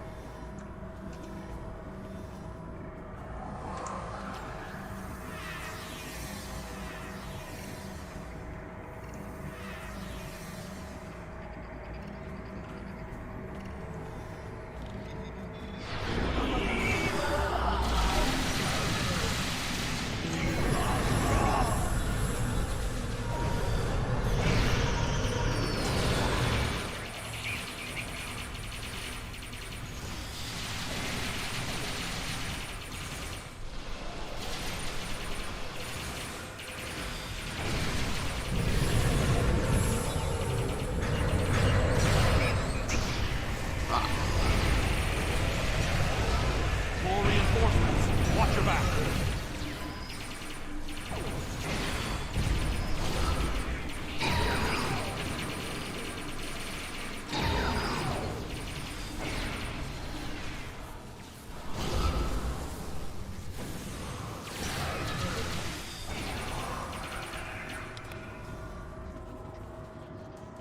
Okay, so far this seems to be working out for us.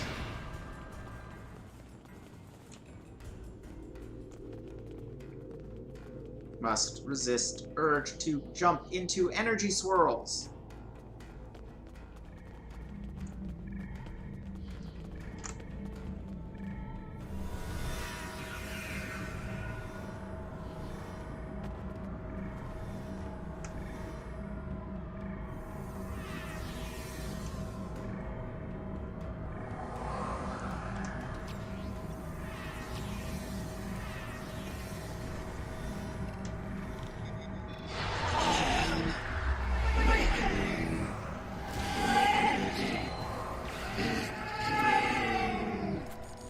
Oh, that's not good.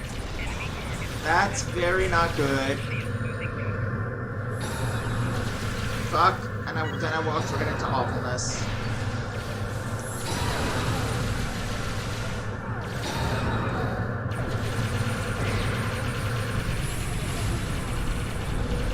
Yeah, let's not let her open gateways into the sun.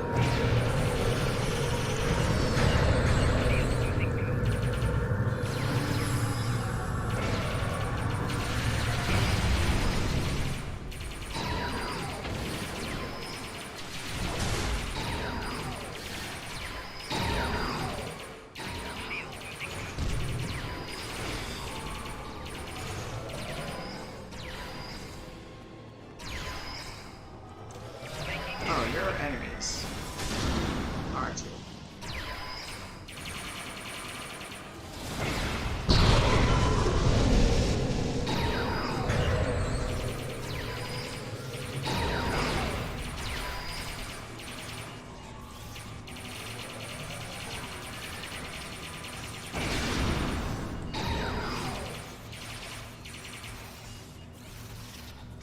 Okay, let's revive some people.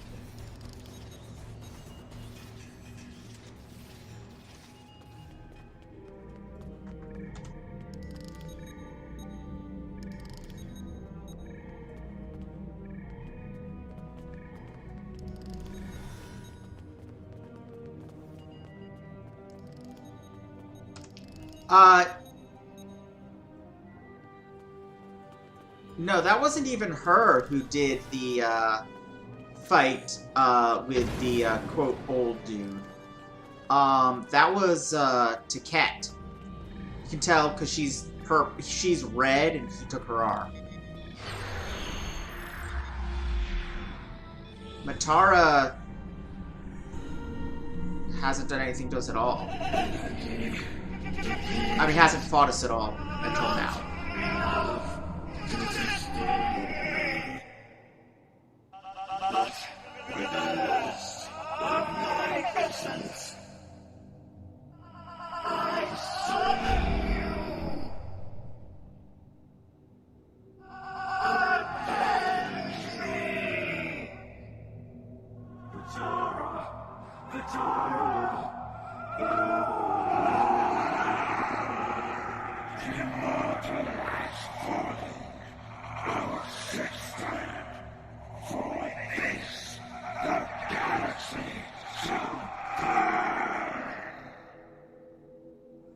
I see clearly now, Ticket. I will stand with you, and these creatures will pay for what they've done. Kill them. Kill them all. Fall back! Transporter, beam us up!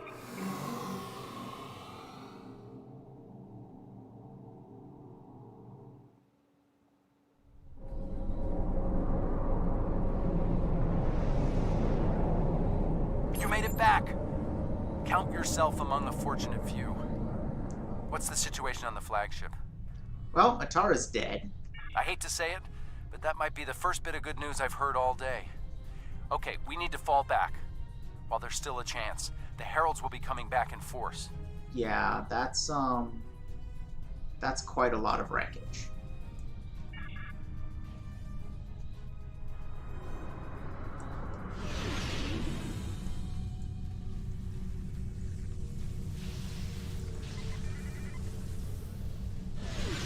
These warriors died well, and they will not be forgotten.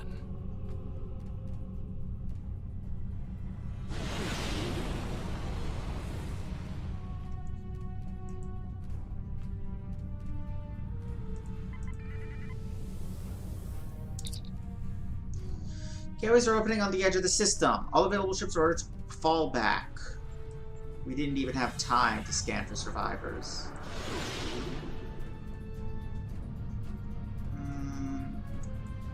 Let's go. Let's go find the escape pods. Oof. That's a line.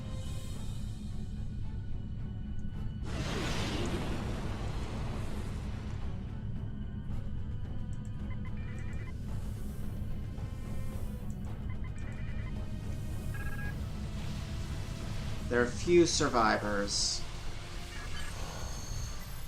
Back to the Kiana system.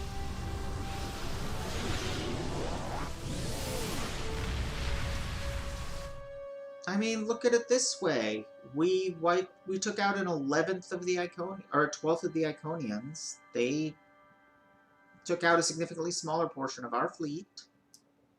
Yeah, no, it doesn't help. We got our butts kicked. That was like, I mean, even if we succeeded in what we were trying to do, as a whole, like, that was just 5 Wolf 359s at once.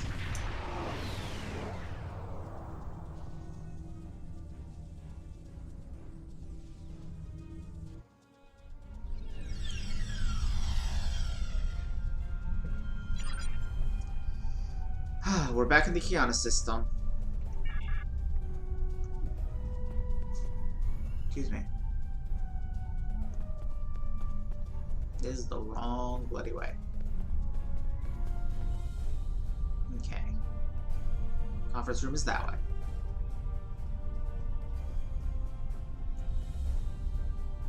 That's not the conference room. Okay. And now there's injured people standing around. Just to add to the... That's not the conference room either. Go blargle. Is this the conference room? No.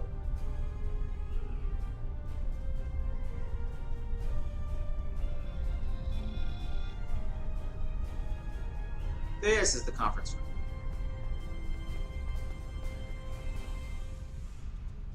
Despite the extraordinary efforts of you and many others, our operation was It really is not.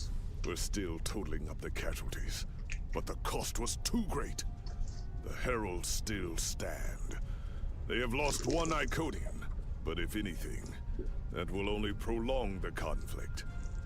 Defeating Matara was a combination of the sacrifice of Guroth and many others, your quick thinking and martial prowess, and the Iconians' arrogance.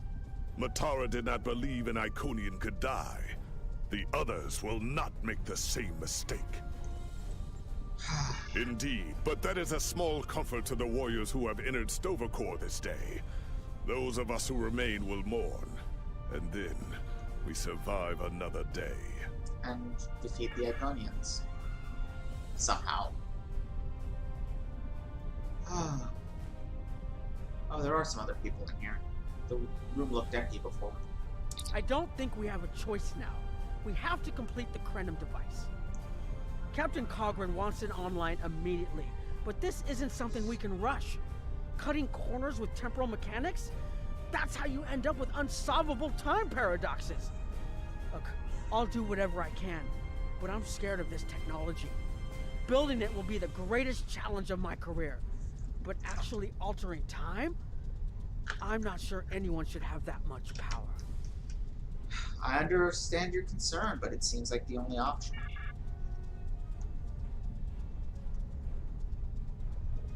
I want to personally commend you. Whatever success we had in this mission was thanks to you. The Iconians have lost their leader. Their unity is broken. That might give us an opening to end this war. The cost, though, all those people, I can't help but feel that I failed them. They knew the risks.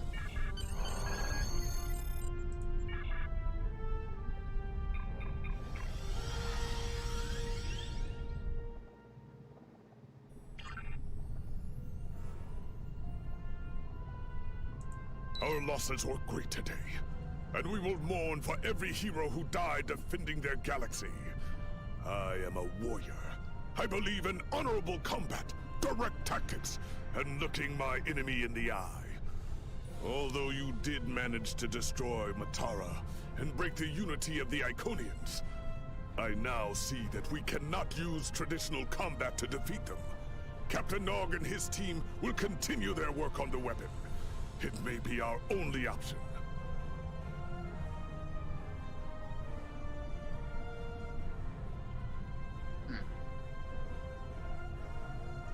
Well, I'm now officially considered an Iconian war veteran.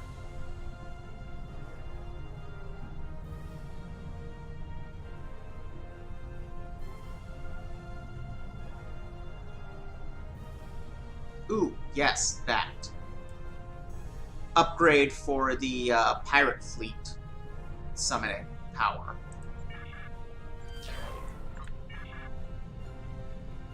The research teams in the Kiana Not yet. Alright, I am going to I'm going to refill water and key and all that good stuff, and then come back and we will continue on.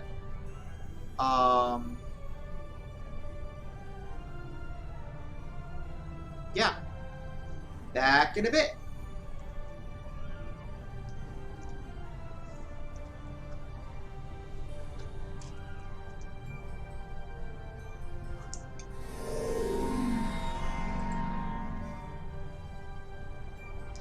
They do share a cooldown R. So yeah, it is essentially an upgrade to it.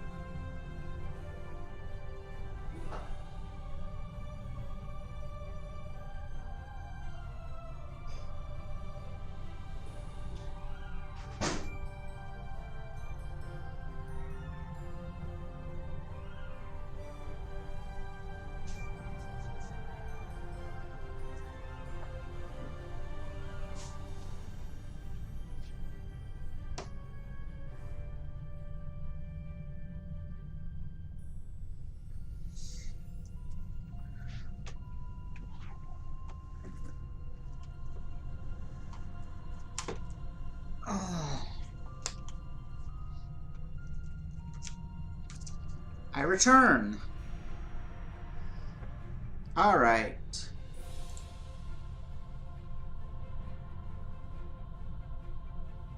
We've got some more Tales of the War. Let's see if there's... Tales of the War 14 through 17.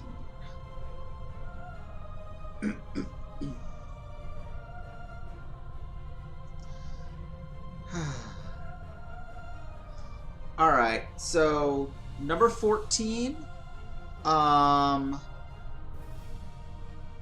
reveals that after the events of the mission we just did, it has Admiral Quinn recording a personal log entry.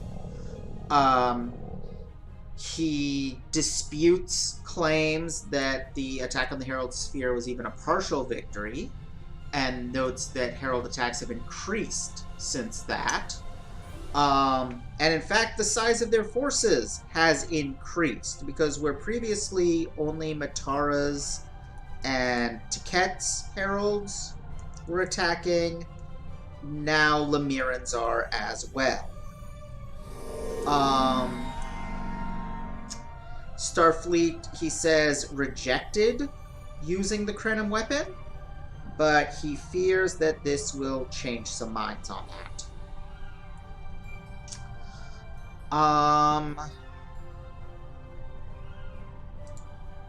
Number 15 is an interesting one. It's a letter by an unnamed person about an attack on an unnamed planet by the Herald. It says the planet was settled by a combination of people from Earth, Alpha Centauri, Nova Terra, Vulcan, Beta Z, and Bajor. And they had seen the war on the news but never expected it to come to them, and then suddenly... but they took in refugees from worlds that the Heralds had attacked, and that appeared to draw their attention, and they came and wiped them out. Wiped out the whole colony and all the refugees.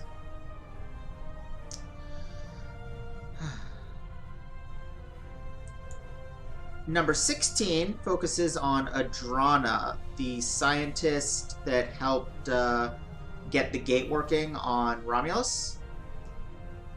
What on earth is behind me? Oh, it's just somebody else's ship shoved up my butt. And Adrana is obsessively trying, in the simulations they're running with removing stuff from the time streams, she's been obsessively trying to find a way to avert the destruction of Romulus.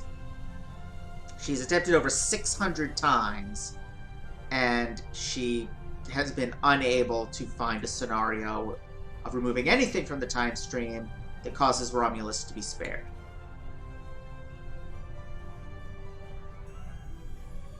And was 17 in this group? Yes.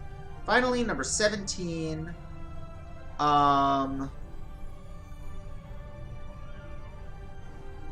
After an attack on a remote settlement on New Romulus, a couple of minor characters from Jarok's ship search a home for survivors and find nothing but their pet Apo. Everyone else is gone, presumably dead.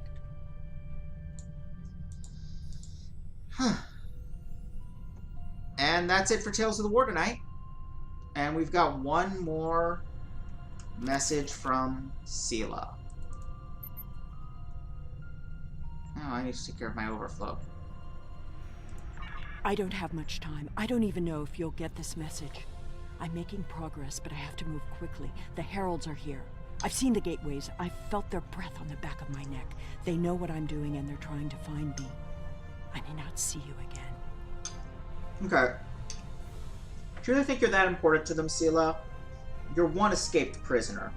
It is far more likely that the powerful ally you seek is the one the Heralds are after. But fine. The hell? Huh. That's weird. I don't know what that is. Alright, so apparently I'm full up on items. So, let's get rid of some things.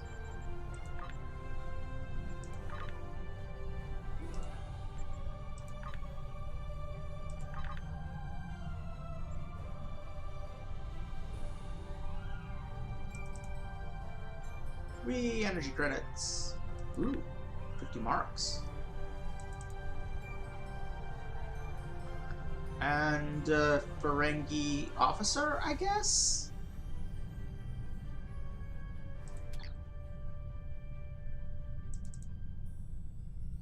Fleet marks. I want Lucari marks. That is what I'm currently grinding.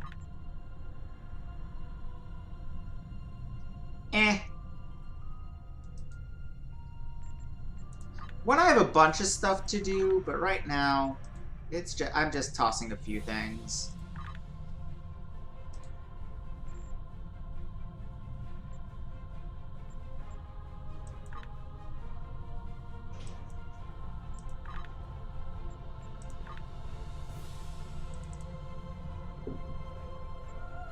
Oh, god damn it, that turned into a stack of 3 things.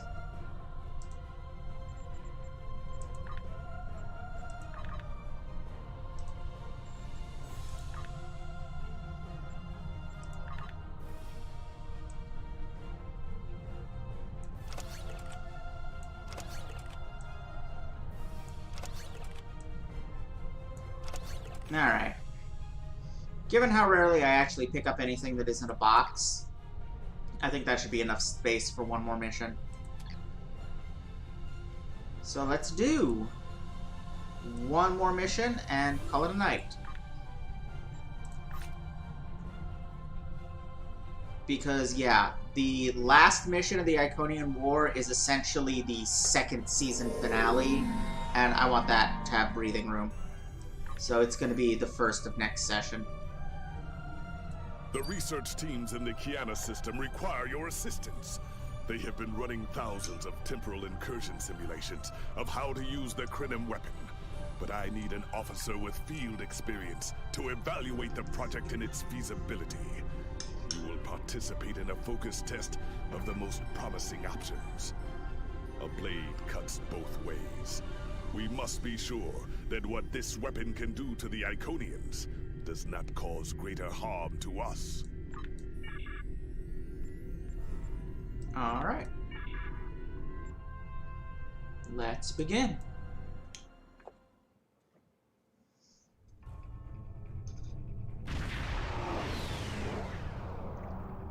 Oh, hello there, time ship from, Year of Hell.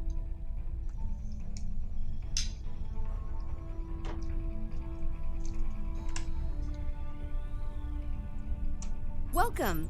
We have been working with the Krenim to build both this facility and a weapon similar to the one developed by Anarax in the 22nd century.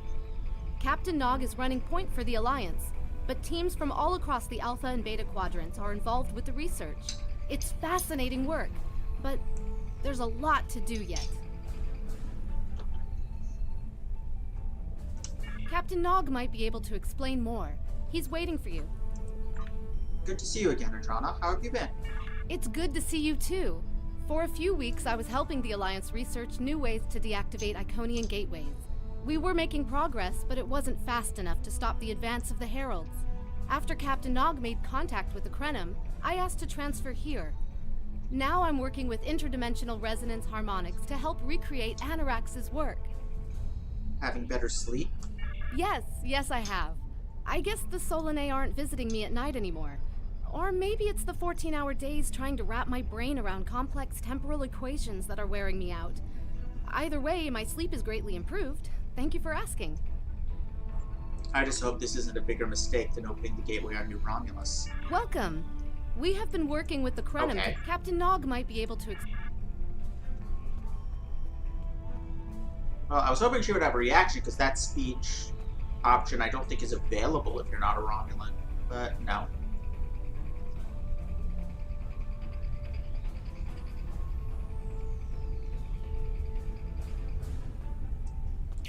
Whoops. Hang on a second.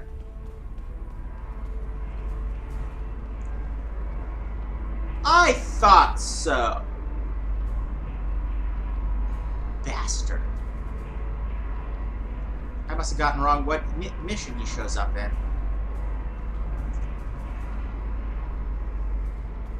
Batteries in both. I wish I was seeing you under better circumstances. We've managed to make a prototype of the Krenim weapon in Anorax's records, but we have not attempted to use it yet. Sorry about that, Time Rabbit isn't something Cube. you mess around with. So we have been conducting simulations here of possible incursions, as well as developing new ways to protect and store data on various timelines.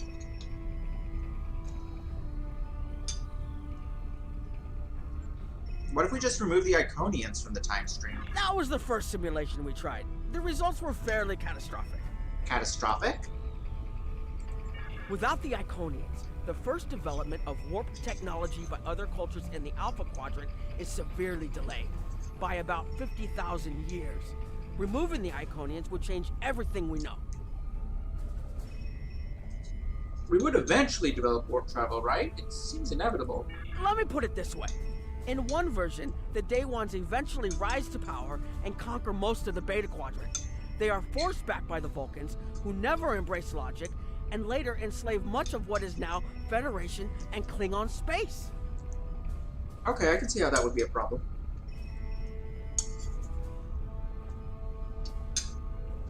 I'm not done yet. The Herc never developed warp technology at all, so they never invade Kronos and unite the Klingons as a warrior culture. When the Vulcan Star Empire finds the Klingons in the 22nd century, they were mostly farmers who had made some advances in epic poetry. By the present day in this simulation, the Vulcan Star Empire is locked in a to-the-death struggle with the Dominion. Got it. Directly removing the Iconians. Too much of a change. I'm assuming none of us exist in that timeline. I wish I was seeing you under better circumstances. Okay. We've managed to make a prototype. How's this different from going back in time, changing something, and creating an When alternate we talk timeline? about time alteration, we're specifically referring to the Krenim weapon's ability to remove something from time. Anything, from a single molecule to an entire civilization. It's as if the target of the weapon never existed at all. So it doesn't just move something, it deletes it. Correct. The changes ripple out from the incursion point and result in a new reality where the target no longer exists. This does mean that the ship must be able to fire on a target. The details are a bit more complex, of course, but that's the main difference from conventional time travel. And nobody has a problem with this? Temporal agents from all three factions are watching everything we do carefully. That's one of the reasons we're running holodeck simulations first. Between you and me, I'm glad they're here. The Krenim are a little too eager to use the weapon. Time manipulation is a very delicate operation under the best of circumstances. We can't just start shooting things out of existence and hoping it all works out for the best. I agree. I wish I was seeing you under better circumstances. We've managed to make a prototype of the Krenim weapon. Sela said something about Iconians and time travel. Is that important? Oh, that the Iconians can't time travel because it unravels their minds. She was being dramatic. Sela, dramatic? Never. When most humanoids time travel, they retain the memories of their timeline of origin. So you realize when things have changed. Iconians are at least partially energy beings. You saw that when Matara was able to use her own power to open gateways. And their brain structure is very different from other humanoids. As far as we understand, if an Iconian traveled back in time, their mind and memories would reshape to fit that time. So they would retain no memories of the present. They don't use time travel because it would literally be taking a step backwards. Gotcha. I wish I was seeing you under better circumstances. Protect what we know. We've managed. Once we make an incursion, anything not protected by a temporal shield will conform to the new timeline. That includes all of us once this mission is over. We won't remember the Iconians, the war, or anything that changes in the new timeline. Clouda has been leading the work to create a shielded computer core to hold all the data we currently have. A time capsule, I guess you'd call it. Core needs to be shielded forever? Correct. This isn't the sort of sacrifice we'd expect any personnel involved in the incursion to make. So we've built a computer to retain the information for us. We'll know what happened before, even though it essentially will have happened to someone else. Gotcha. I wish I was seeing you under better circumstances. That's everything? We've tried a different number of scenarios, but only in the holodeck. Direct action against the Iconians is proving to be problematic, because so much time has passed since they were first a great power. Incursions that far back in time must be carefully planned, or the fallout of even minor changes can ripple across reality. We have, however, seen some promise in trying to delay their arrival. But that's just delaying the inevitable a few years. Actually, it would be closer to a 700-year delay if our calculations are correct. The Iconians have had 200,000 years to build their fleets, but we're catching up to them. We've already seen what the 29th century technology can do. That is a good Imagine point, what R. we'll have in the 32nd century. So we'd be on more equal footing. Exactly. The other potential solution is to cut into the current power base. What if the Iconians never allied with the Alachi or the Solanae? We wouldn't be facing the trouble we do now. What are your best scenarios? The three most promising incursions each follow one of these tactics. My teams have been running simulations and refining their targets, but I'd like you to assist them using a special quantum recursive algorithm. Our simulators can run the outcome of a possible incursion on the holodeck. Interacting with that simulation will give us more data than just crunching the numbers. We need to really interact with it to see what reality would look like, and for that, I need someone like you with field experience. Okay.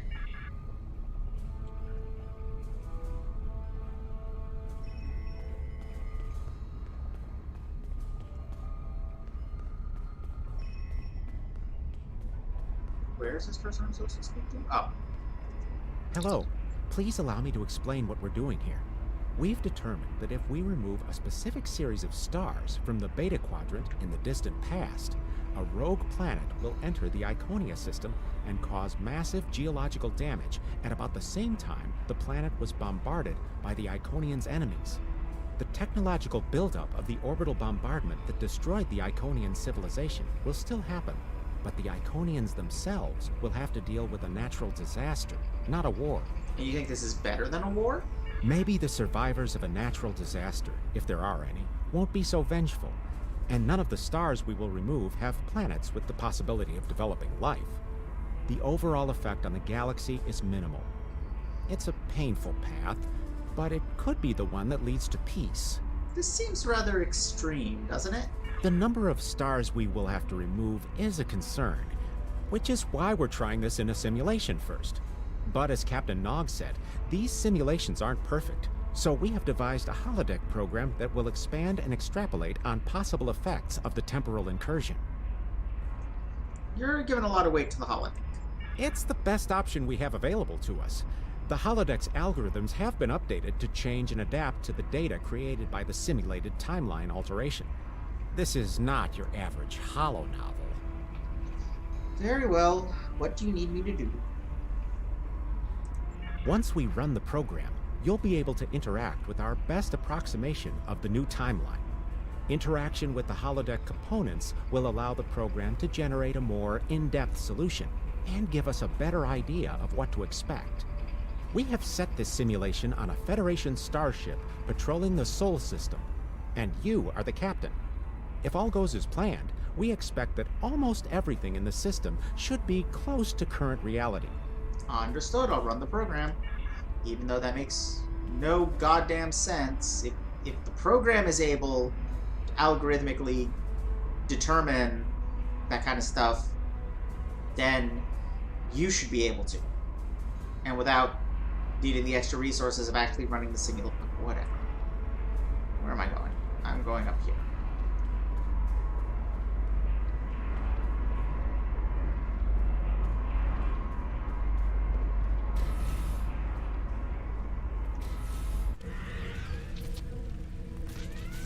That's not good.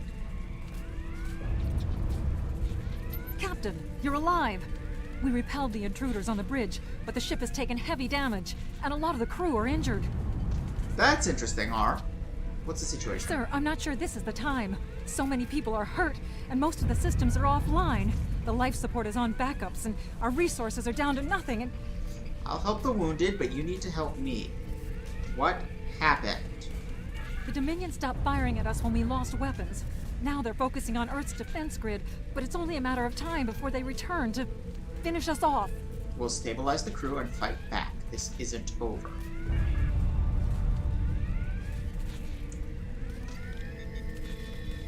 Sir, I tried to fight them off. The boarding parties, the Gemmen are.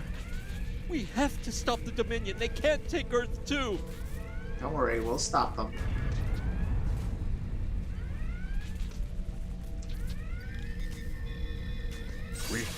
We can't stop them.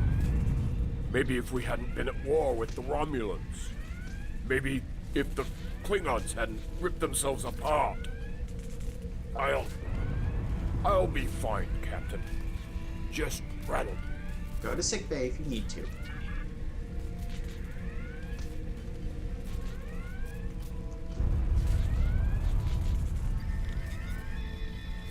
I never expected they would get so far into our defenses. I'm sorry, Captain. I just need a moment. Then I'll be ready to fight. Whenever you're ready. Incoming hail!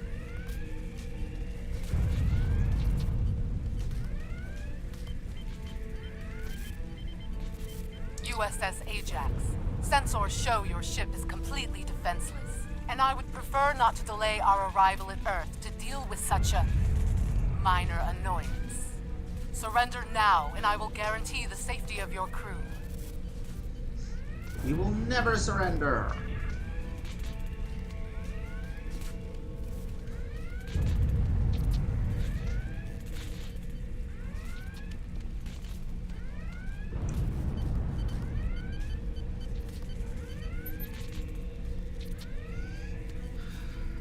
All integrity is bad. Quadrant casualty report. Betazoid taken 3 billion casualties. Tellar Prime taken 2.5 billion casualties. Vulcan uninhabitable 9.4 billion casualties.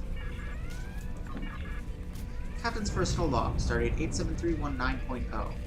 We haven't seen the bulk of the enemy fleet in 3 days, but their scouts continue to harass us. Vulcan is lost. Andoria is in flames. Romulus, Tellar Prime, Beta Z, Trill, ashes. If the Romulans had joined us, maybe this would have been different. The Klingons barely had enough ships left to patrol their home system. They weren't a threat anymore. We were offering friendship, but the Romulans refused us. And then the Dominion came and took everything. Our sensors are online. There is no Iconian activity in the immediate area.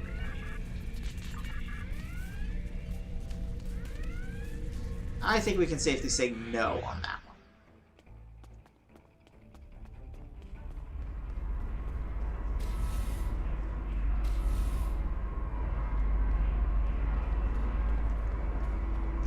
Oh. Hello, Mr. Craig. Hello. Are you here to protect the timeline? Anything involving temporal mechanics is complicated, but the short answer is yes.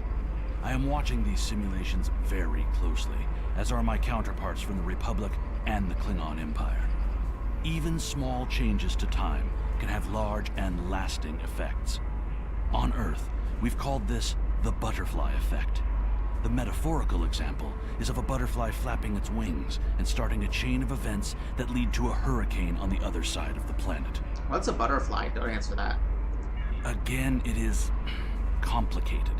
Suffice it to say that at this moment in time, our governments have all agreed that our options are limited. This might be our best chance to stop or delay the Iconians. But temporal investigations will intervene if we feel that the cure is more dangerous than the disease. Gotcha. Hello. Goodbye. Alright, what is the person I'm actually supposed to talk to? Sorry, we were watching from the control room, and that could have gone better. Even with all that, the simulation data on whether the Iconians were entirely eliminated from that timeline is inconclusive. We were able to record your interactions, and we've been able to piece together what happened from those. I mean, it's far more likely, given the assumption that time travel is a thing, that you wouldn't be able to actually change anything because it had already happened. Any event you time travel back to is not a new event. It is a new perspective on an old event.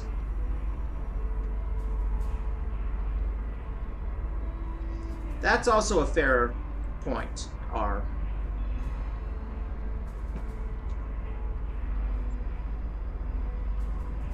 Although, I mean, the butterfly effect is named after the fact that some systems driven by probabilistic forces have a very sensitive dependence on initial conditions. The original name for it comes from weather, where a perturbance that small actually can build up over time. It's unpredictable whether or not it will, but it can.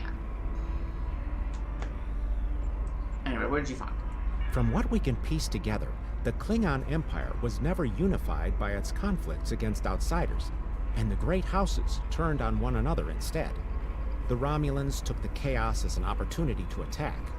The Federation stepped in to help the Klingons, and the war between the three factions basically ripped the quadrant apart. The Dominion then conquered all three weakened powers. Interesting. It implies the Dominion War happened quite a bit later, but yeah, not our solution. Agreed.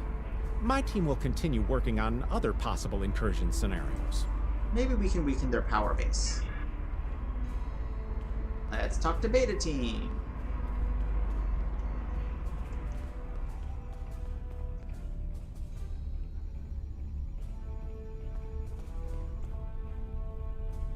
Hello, Claudia, who is from a very familiar species that has not previously appeared in this game. Another one of you Voyagers? I don't know how you can help, but very well. My team is working on scenarios that reduce the Iconian power base. We're attempting to do so by fixing a mistake that Janeway allowed to happen decades ago. We're going to stop the Vaadwaur from being rediscovered. We plan to do this by preventing Voyager from ever coming into contact with underspace. This will prevent them from finding Vaadwaur Prime, and 7 of 9 will never wake the Vaadwaur. I don't know what you mean by Voyager. I never served on that ship. No, but you're all the same. You come to our quadrant, meddle in affairs that don't concern you and that you don't understand, and leave chaos in your wake. I mean, that is a fair description of Voyager. You want us to help you alter But the time. general attitude is pretty Tell me, nationalistic. Does that sound like something someone like you should be doing? I don't think anyone should have that power necessarily. None of us are going to survive if we don't try to repair the damage you've already done.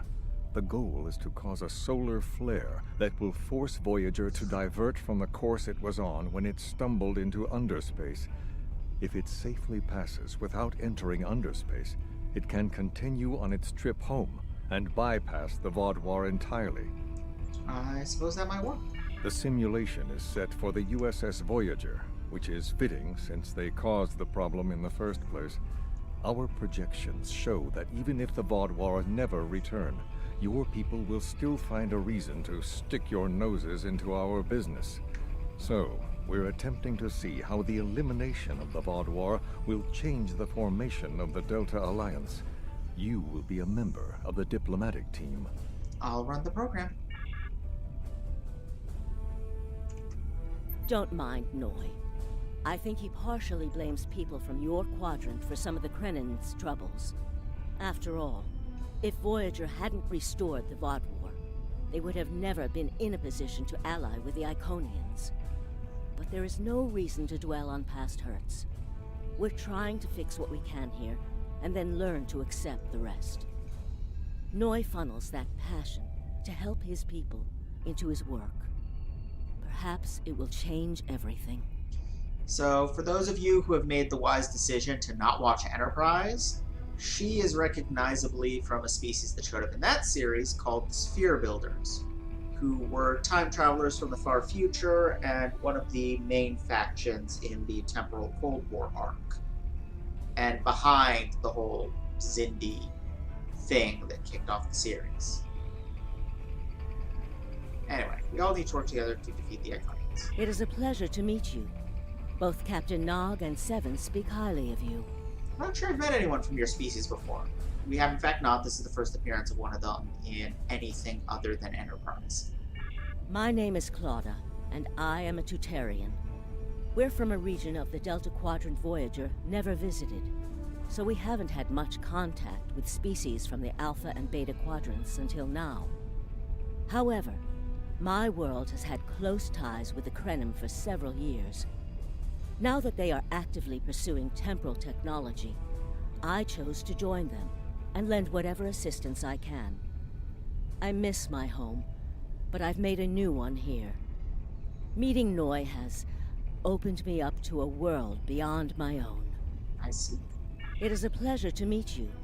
Both Captain Nog and Seven speak high. I was on Kiana Prime with Noi when we received word of the Vaadwaur attacks. We had only hours to get the temporal equipment running and remove the population from the time stream. Since then, the focus of my work has been developing more stable data storage. We can see into other timelines, but we need a way to secure the data through temporal shifts, so we can preserve information about incursions and their effects. In the case of a catastrophic shift, that data could be used as a map to restore the timeline. Interesting. It is a pleasure to meet you. Noi doesn't seem to Captain like us Nog much. and Seven don't mind Noi. I think he partially blames people we already from saw your that one. quadrant for some of the Krenin's troubles. It is a pleasure to meet Goodbye. Alright. Let's try this next sim. Wait, no, there's another person to talk to first. It appears? No? Okay.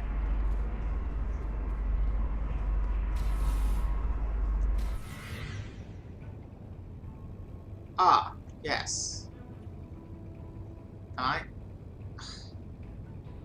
Silly. No, not Sleepy Ambassador. This is an absolute disaster. I had thought that Admiral Tuvok was being pessimistic about the chance for success here, but now I think he was right. Alliance making isn't a quick process. No, it's not. The hierarchy started setting these people against one another before Admiral Tuvok and his team could start to pull them together. The very fact that they all agreed to be in the same room is a minor miracle. Do you think you can bring them together? Eventually. Between Vulcan logic, Klingon tenacity, and Romulan pragmatism, we'll convince everyone here that the threat is real, and an alliance is in their best interest. But it won't be easy. Now, if you'll excuse me, I see I have another argument to break up. Good luck, Ambassador. No, this is the worst possible timeline. I have to talk to a Talaxian. Abort the whole project. We've always tried to be good neighbors and treat other races with respect, but this is really too much. The Malon are using our system as a dump, and their trash isn't our problem. You have a right to be concerned, but please calm down. I should be shouting. I'm upset. The Malon are trying to force us off our beautiful new planet so they can turn it into something toxic. How would you like it if someone treated your ship like a garbage scow? Maybe you're right. I'd be angry too. We've always tried to be good neighbors and What do you treat think about other the races hierarchy with becoming respect. more aggressive? The Malon claim the hierarchy are harassing them, but they're targeting our ships too. So I don't know what to believe. But there are rumors, traitor talk. You know how it is. But I've heard it a lot lately. They say the hierarchy are capturing people and selling them to another race for experiments or as food.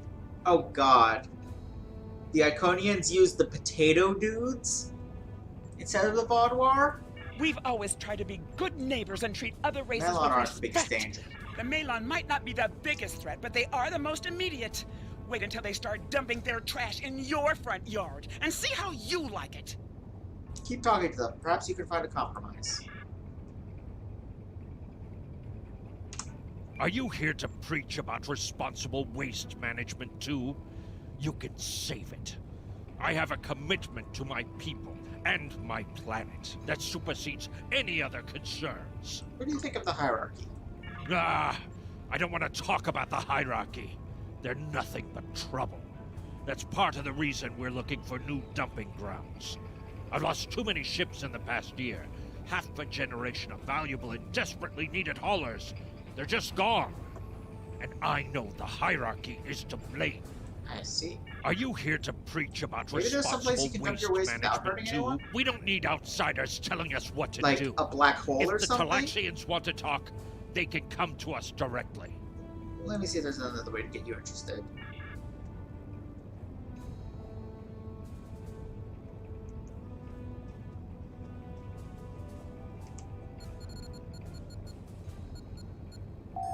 The Malon have resisted attempts to accept less hazardous waste management practices and continue dumping waste throughout the quadrant. The most at-risk populations are the Talaxians, who have a new colony close to Malon dumping grounds. The Malon have moved into Talaxian space to that avoid sums it up, hierarchy Rabbit attacks. Cube. Diplomatic relations between the Malon and Talaxians are rapidly deteriorating. The Malon have accused the Talaxians of working with the hierarchy, a charge the Talaxians strenuously deny. Analysis.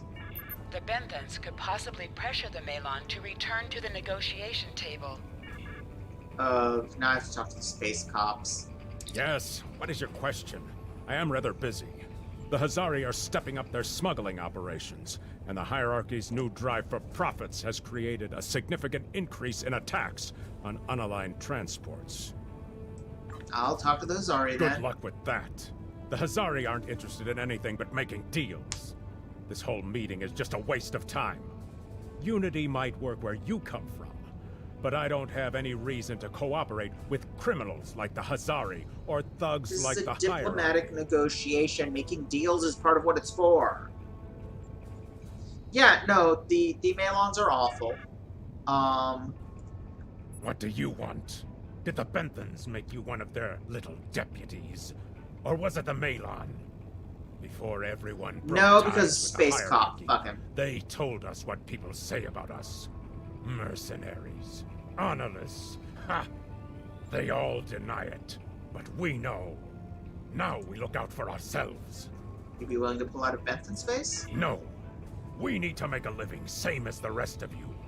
If the Benthans would take out the hierarchy on our borders, we wouldn't be forced to move into Benthan space. But no, they won't do that. They don't think mercenaries rate protection. Sounds like you should be working with the Benthans, not against them. What do you want? Did the What do you think of the Benthans make hierarchy? you one of troublemakers? They make our jobs harder and easier. They watch everyone. We used to trade for information from them, but now they won't sell. If we can capture one of their ships, it's like a treasure hoard of information. Makes hunting bounties real easy. But it's harder to take out their ships. I hear they're getting upgrades. And it's not just their ships. Stories going around about one captain whose arm was ripped off by a hierarchy commander. Used to be, they'd run from fights. Now they start them. I find the idea of hierarchy super soldiers hilarious. What do you want? Fine. Run back to the Benthans. I'll be here if you want to talk business. Unraveling this mess could take months, years. You're the right man for the job, Ambassador.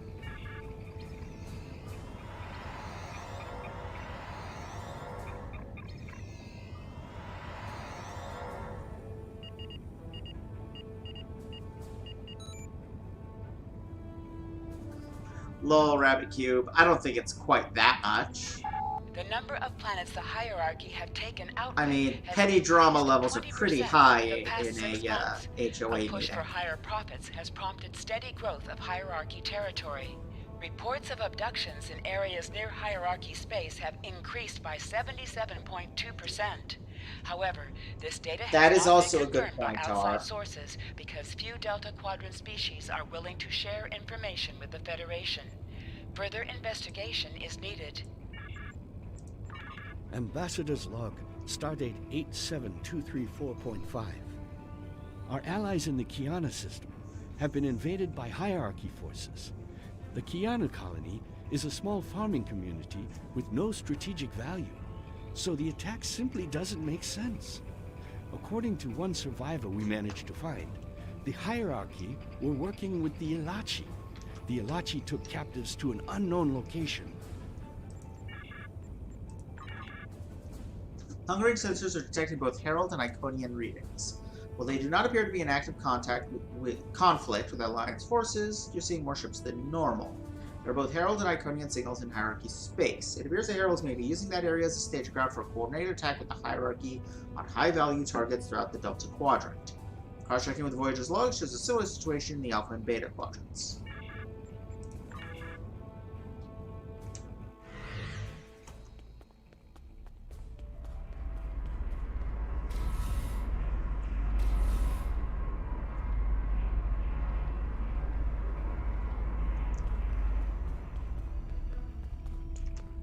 Damn, that was useless.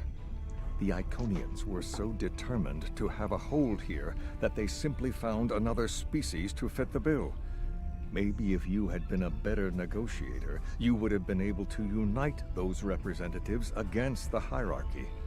Then, at least we would have had a chance. Maybe we wouldn't. This scenario isn't as catastrophic as trying to remove the Iconians, but it's not exactly ideal either. We'll have to try something else. Yeah, this isn't gonna work. You must excuse my husband's harsh demeanor. This has been a very trying time for the Krenim. Thank you for helping us get this far. We'll keep working. Thank you, Claudia. Trust my wife to be the voice of reason. Perhaps I was too hard on you. I just want to be able to fix all of this. We can't turn back time, but we can change it. Please speak to Gamma Team. Captain Nog thinks very highly of their plan. Then I'll speak to Gamma Team. Where's Gamma Team?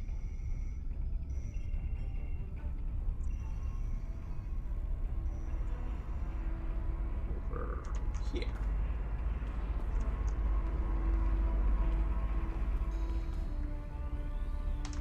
Hello. We've been waiting for you. Oh, it's the really chipper one. Our team is focusing on delaying tactics. What if Iconia had never been discovered? In 2365, Captain Donald Varley of the USS Yamato found a star chart on Denias 3 that revealed the location of Iconia. I want to redirect a meteor to impact the archaeological site on Denias 3 before Captain Varley begins his excavations. Iconia will remain a myth, and we will not attract the Iconians' attention as early as we did. That's just a delay. Another gateway was found a few years later. True, but if you compare the changes in Iconian technology over the past 200,000 years with what the rest of us have done in the past 2 centuries, it's obvious that the Iconian culture has stagnated while we have advanced rapidly. Additionally, there are other factors in play that could trigger the alliances and sharing of technology that have come about because of the Iconian threat. It's a risk, but it's one that could pay off. I see why you're trying this on the holodeck first. The program is set for Romulan space. Because the Hobus supernova was caused by direct Iconian interference, we expect Romulus to be intact in this new reality.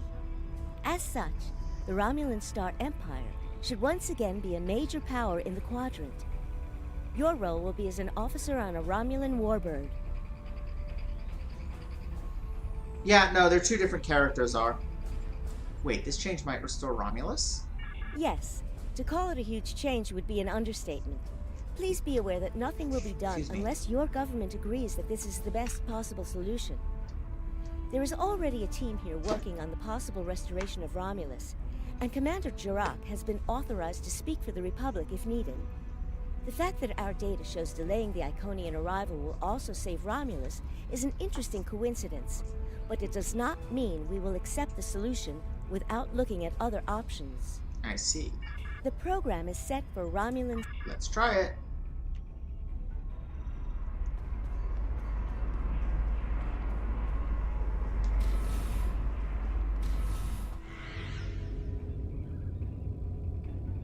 Commander Tamek. Isn't that the guy that died at the peace conference? Or not the peace conference. The conference with the Federation and Klingons. They convinced, and his death convinced them to support. God damn, it's dark in here. Ah, Sub-Commander. I'd like to test out some new security passcodes, if you would be so kind as to seal the doors and disable certain, equipment. We need to talk. Understood, Commander.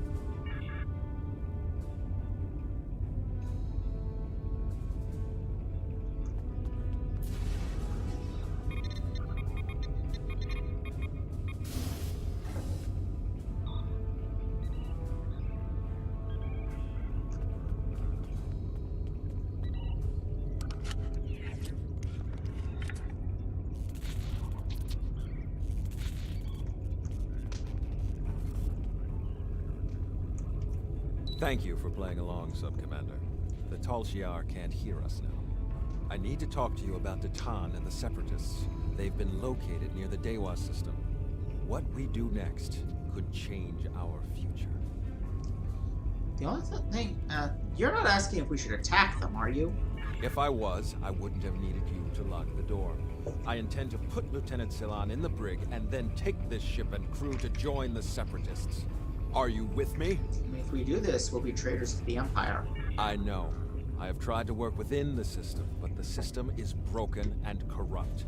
Datan and his people are building something better. You and I both know it. The crew knows it. We will take this warbird to Datan, and we will finally be free. We have to do what is best for our people.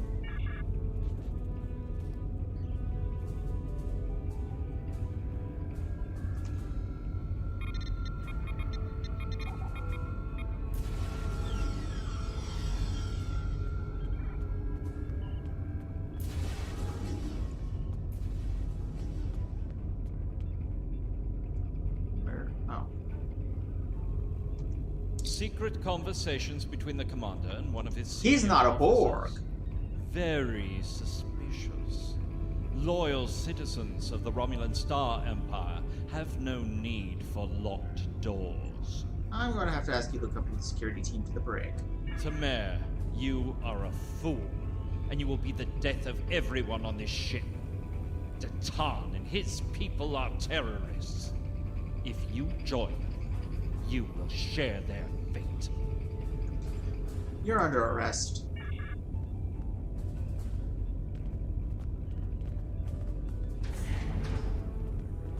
My friends, it is time we forge our own destiny.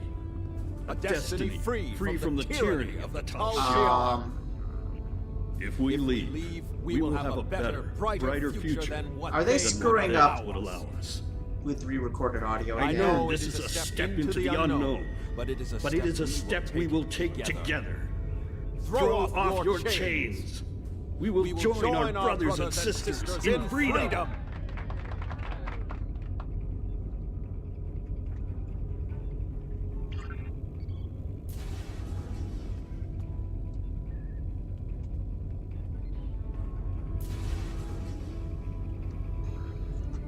I wanted to let you know that I am with you and Commander Tamer. Some of my family has left Romulus to join Datan. I'll be proud to join them. Set a course for the Dewa system.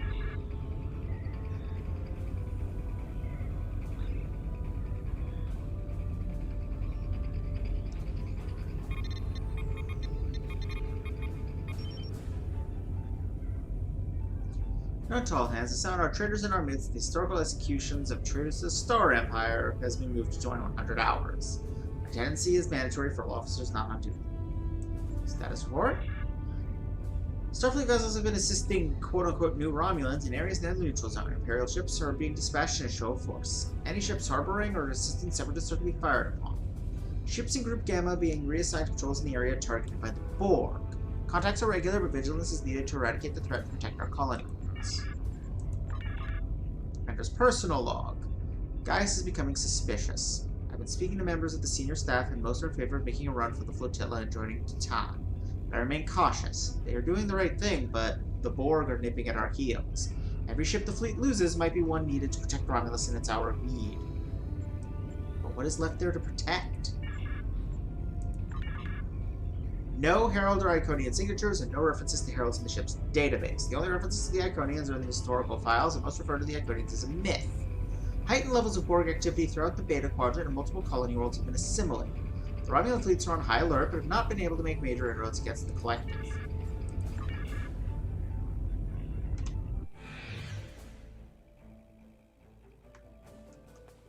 Yeah, it was weird, Gravicube. I don't know what was up with that.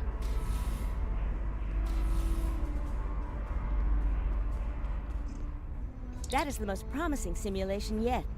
It appears there was some merit to our hypothesis that the Iconians advanced their plans due to early contact. It's not perfect by any means. The readings do indicate higher levels of Borg activity, but it should be an acceptable risk. This is a major alteration to the timeline. We should be cautious.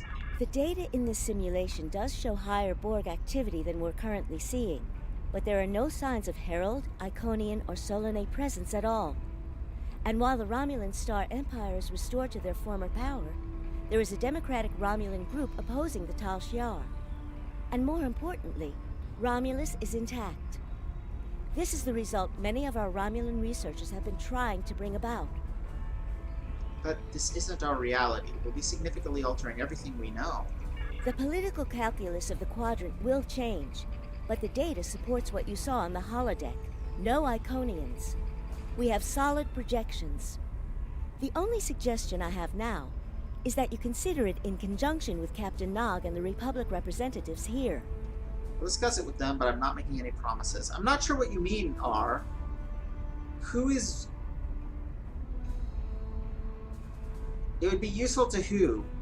Who's putting the pin? Are you talking about in character, or us, the player, and people watching the stream?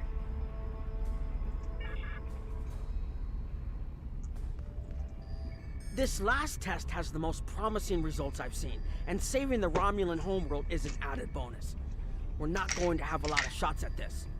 I've been looking at Anorex's work, and I think it's too easy to get into a temporal loop where you try again and again for a specific result, and time starts fighting back. I'm inclined to say this is our best chance. But this will have a huge impact on the reality we know, especially your people, Commander Jirok. I won't give my authorization without hearing from everyone. This would save our home, but wipe out all we've accomplished. What do you think? This is difficult. It would change everything for us. We'd have our home back, but the Republic, everything we've built, it would all be gone. But there's still hope. Even in this other reality, Datan has led many Romulans away from Sela and her Tal Shiar thugs. This impacts the Republic most of all. The simulation specifically mentioned Datan and a separatist movement. Commander Tamer makes the choice to join Datan, the same choice he made after the homeworld was lost. With Romulus, we could have numbers. More people who have had enough of the Tal Shiar's oppression could join us. Maybe millions more. If Datan is able to get a movement going, even at the height of the Empire's power, I have to believe that change is possible. What do you think we should do? Make the incursion. The lives we save will be worth the work we'll have to do to reform the Republic. The Tal Shiar wasn't able to stop us the first time. They won't stop us again. I agree. This is a risk we have to take. Sir, we have been informed that the Lisette and the Krenim vessel will be traveling with us to the site of the temporal incursion. The Krenim vessel has the weapon on board, and the Lisette will provide additional security and manpower if needed. Understood. Anything else? All three vessels will be temporarily shielded to protect us from changes in the timeline. As long as that shielding holds, we will be able to observe the changes and even interact with them, but we will not be a part of the new timeline. Captain Nog says the temporal shield generators can be damaged. We'll need to be careful.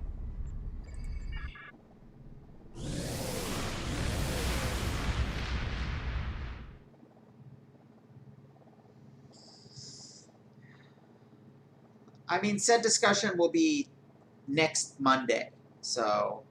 Oh yeah, I think you missed that announcement, or I think you came in after it.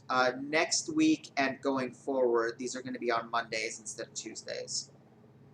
I have a 6 to 9 p.m. Tuesday class that starts in 2 weeks.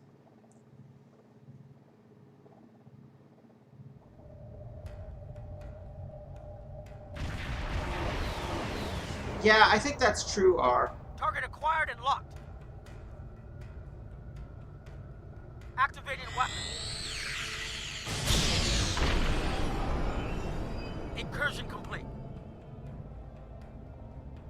It will be good to see the world of my birth again.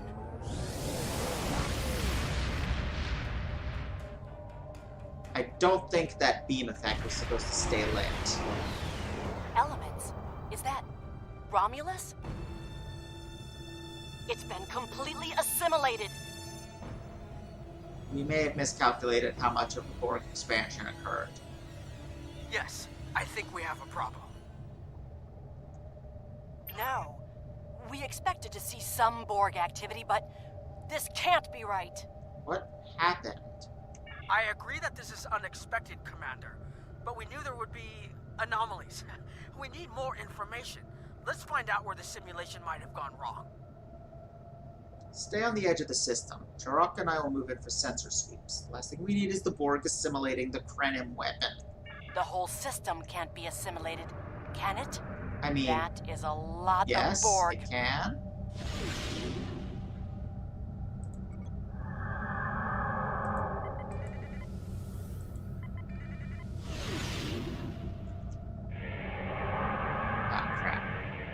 According to these scans, the planet has been completely assimilated.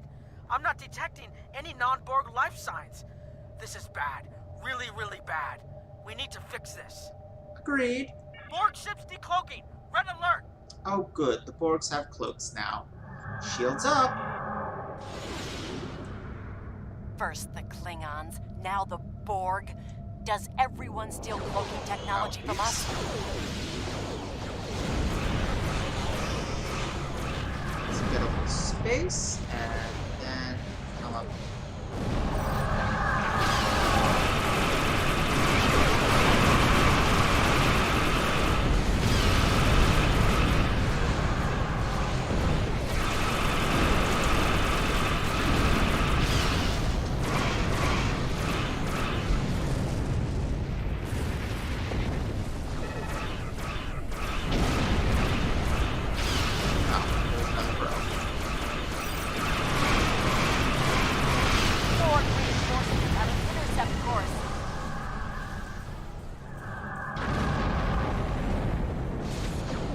Oh, that's a cube. That's a cube at a really weird angle. Let's again make a little space. Actually, yeah, let's take out the little ships first.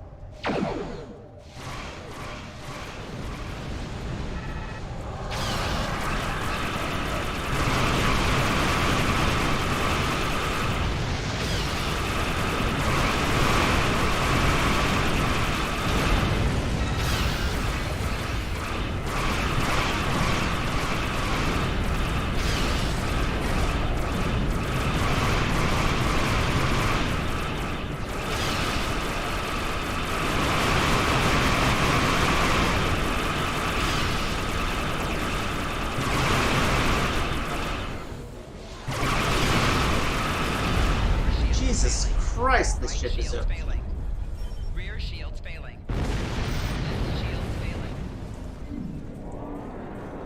We need more information before we can fix this. I'll keep the Krenim ship well out of Borg sensor range while you go in and Oh find yeah, out I what keep forgetting I have Hurry. all this stuff. More Borg will be arriving soon. Won't we be affected by the timeline shift once we leave the ship? I've modified some personal shield generators to shield you temporally as well. I'm transporting them over now. Hurry! The temporal shielding drains a lot of power. You won't have much time down there before you're unprotected. If that happens, this will be your new reality. Understood. We'll get the data. We have the temporal shields for the away team, sir, and Claudia says she is concerned about the whip. We probably only have one more shot before the capacitors burn out, so we need to get this right now and get back to the timeline that's not overrun by the Borg. Sensors are detecting a mainframe that should have the data you need. The Lisette will remain to protect the Krenim ship while you and Commander Jarok beam down to gather information. Gotcha. Let's do this.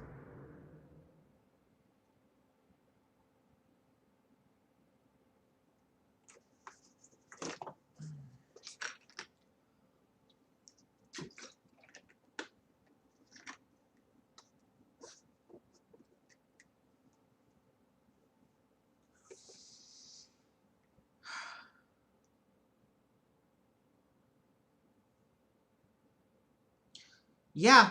Yeah, it does. Almost certainly. Liesa probably never liberated. We need more data to plot a possible solution. With any luck, the Borg will have what we need. Maybe. Our focus is on restoration. There is a computer node in this area of the Unimatrix that should have what we need. Find the node and download all the data you can from the point where we made our incursion. That should help us find out how to fix this. We'll find the data. I'm going to join you. I know this place. Or at least I knew this place. Got quite an echo Before going we lost there, the Jared. homeworld, it was a Tal Shiar complex. Most of the secrets of our empire were stored here. I thought I was getting my home back, but now the Borg have taken it all away. This is like losing Romulus all over again. I'll do what I can to help, Commander. The controls ahead of us will unlock the bulkheads. The whole planet. All our people. Yeah, that's what I expected to They're happen. Borg.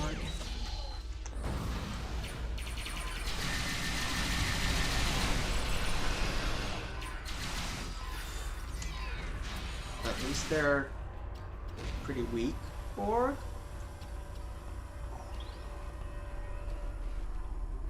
The heck is that effect? Oh, it's some power of Jarek's.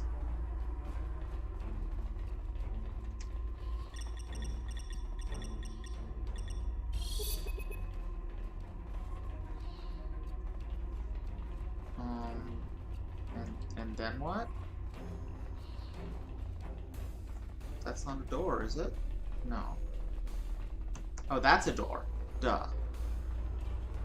I can't believe we were so wrong. I mean, I kinda can.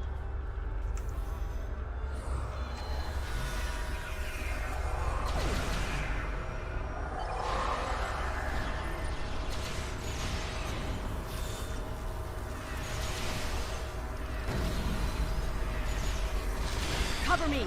I'll override the door controls.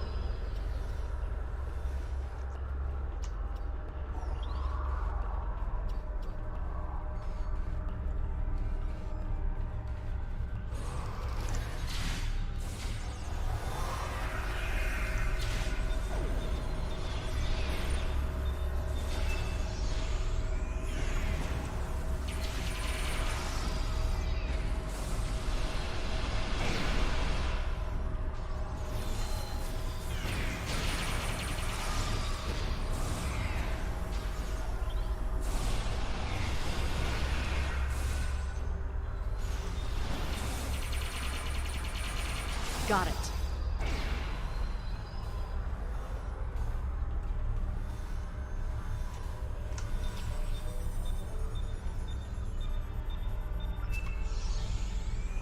We have to find a way to make this right.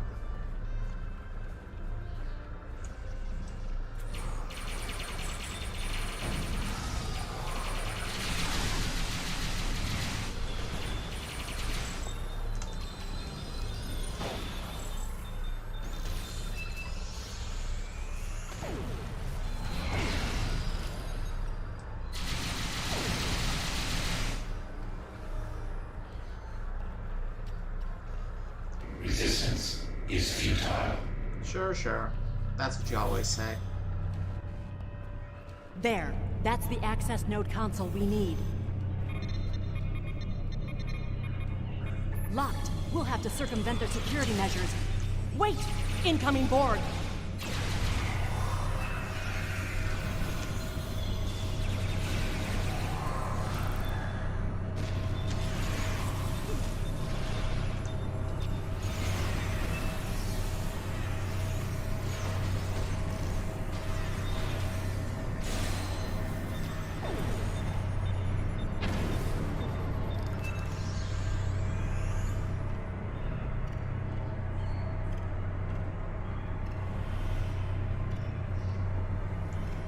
Okay, what? Oh.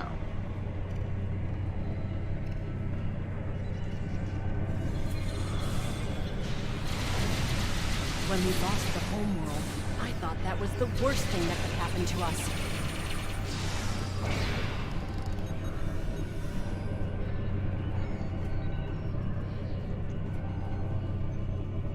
Gotta admit, this is a pretty cool set.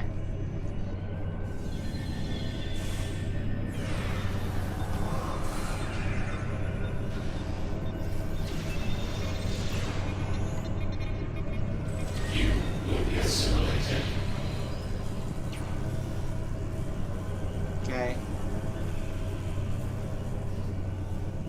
Like, this just looks awesome.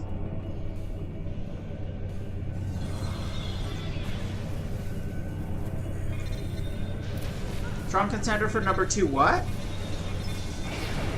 This was Romulan technology once, but it's been completely assimilated. Hakiv?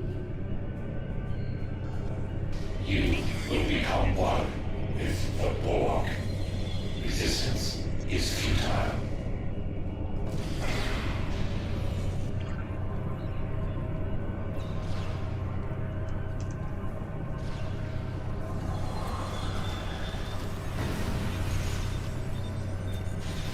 Oops, that's not what I meant to do. This is what I meant to do.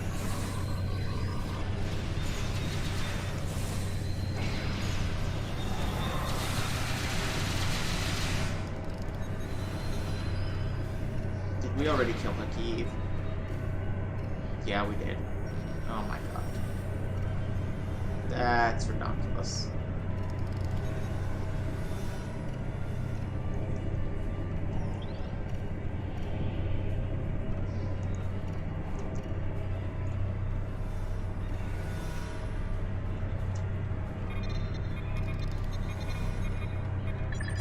Oh.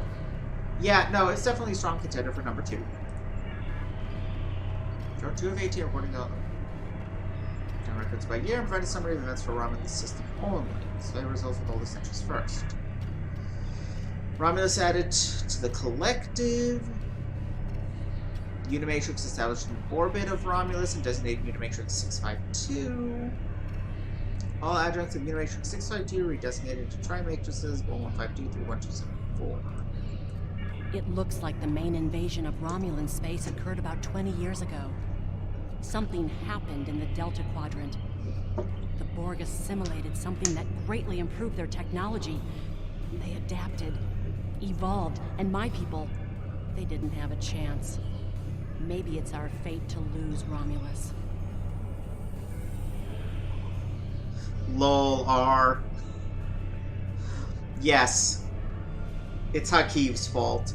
From the moment the Borg assimilated him, everything's just been going wrong for them. Let's try to restore the previous timeline.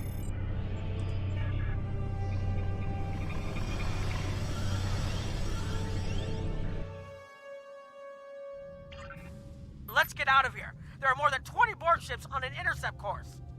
Understood. More Borg on the way.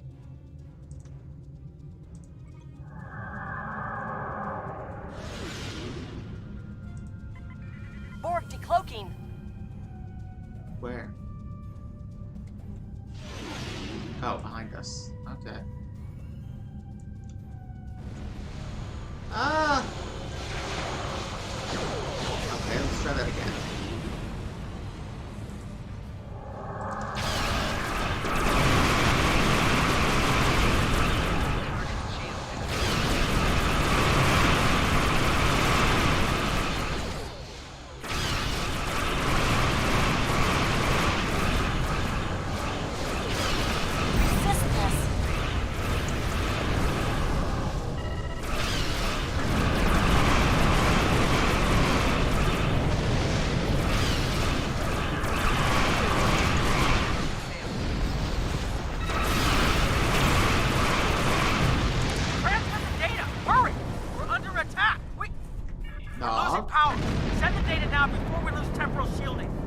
Focus on your repairs.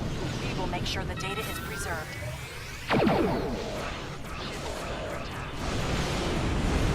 Data is compressed and ready.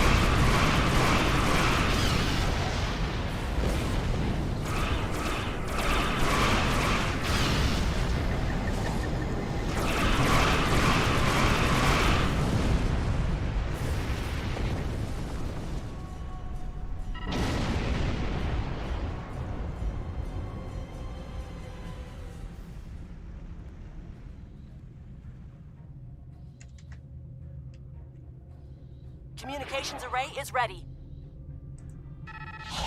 Secure channel confirmed.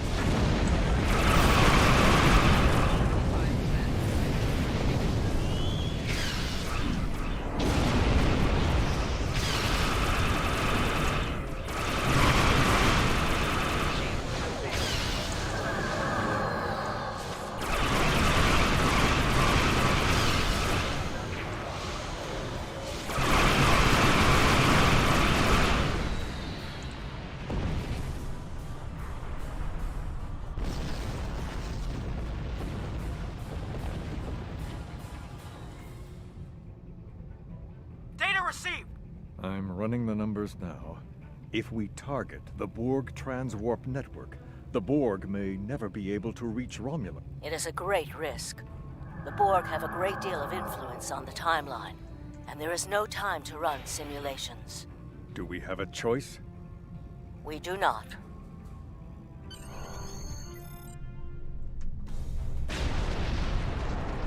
Targeting the transwarp network. Firing the weapon, now!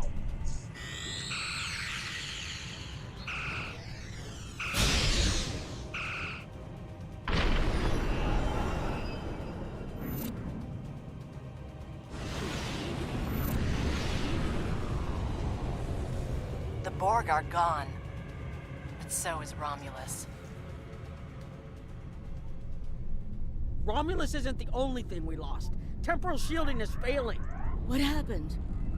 The Borg did too much damage to the That may well be the case, R. If we lose the temporal shielding, we'll all reintegrate with the timeline. Has anything else changed?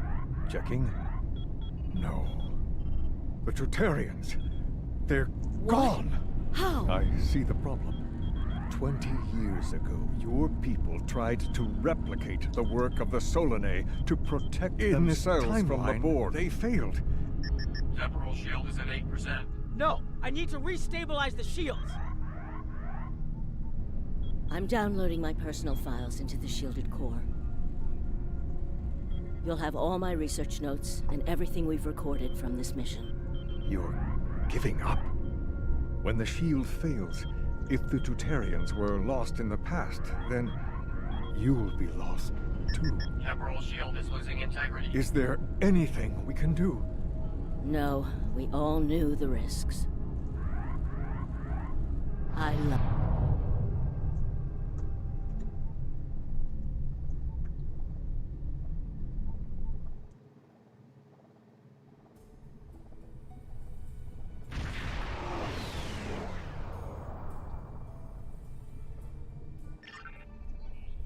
There's been a development. Captain Nog, Commander Jarok, and the Krenim researchers are waiting through the conference room to go over their findings.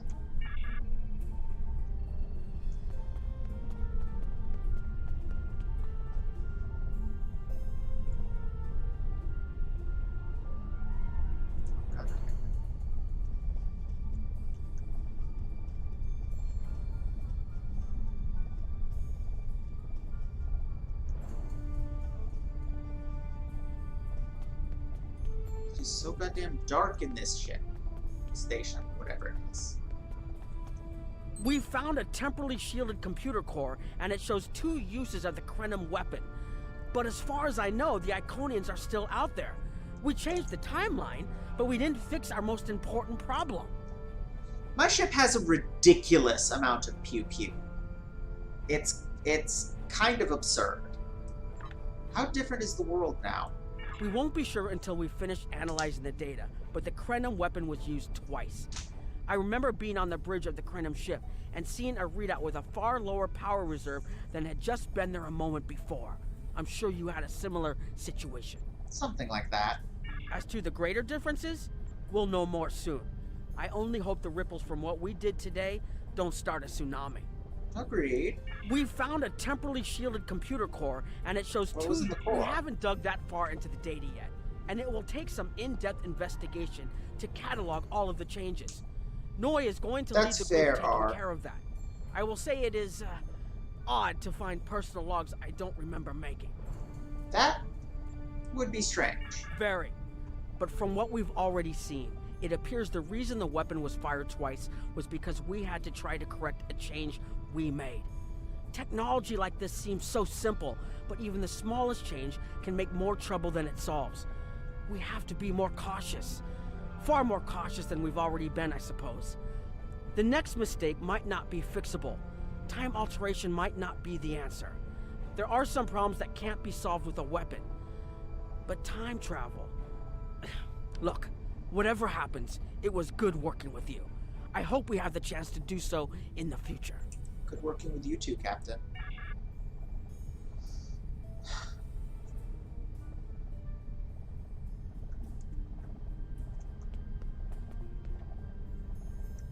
I have a lot of information to analyze. The shielded core appears to have made it through the process intact, and will give us a wealth of data on the timeline and how the changes have affected it.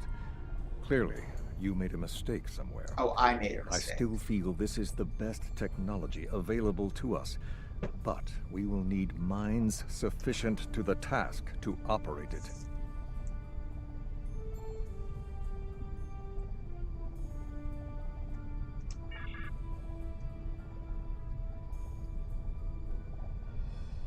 He does, actually. She must have got him to shave it. But back in the timeline where she existed. Also, a major difference between Anorax and Noi. Anorax is an Ahab character. He's got a singular obsession that leads him to do horrible things. But other than that, he's personable, he tries to take care of his crew, all that kind of stuff, you know? Noi is an asshole.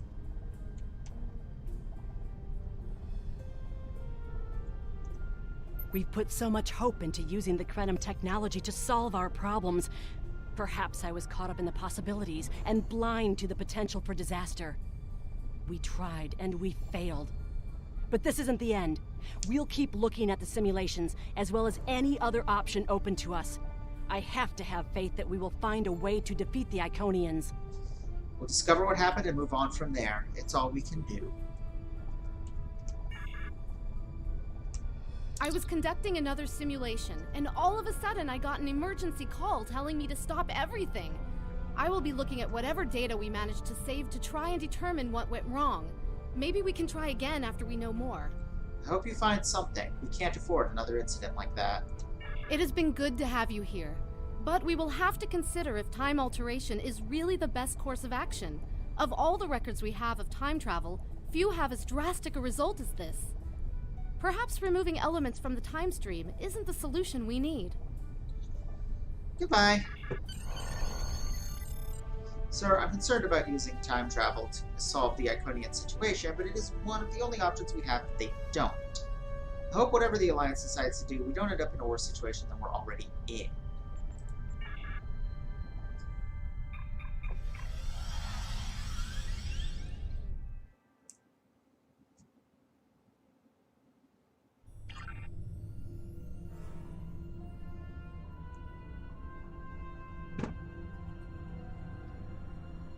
Captain Nog tells me that the initial test of the Crenum weapon was less than promising. He says that he and his team have a great deal of data still to analyze. But I do not believe they will find much that will assist us. Removing elements from the time It's really not R. And while our options are limited, we should not destroy ourselves in a fruitless effort to destroy the Iconians. It is time to consider all of our alternatives. This is when the temporal phase stuff starts showing up.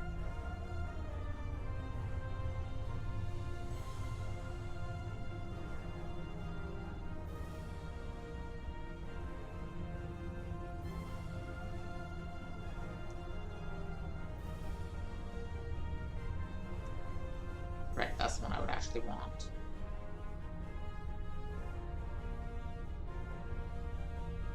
I mean, most of this set is anti-Croton obsessed, but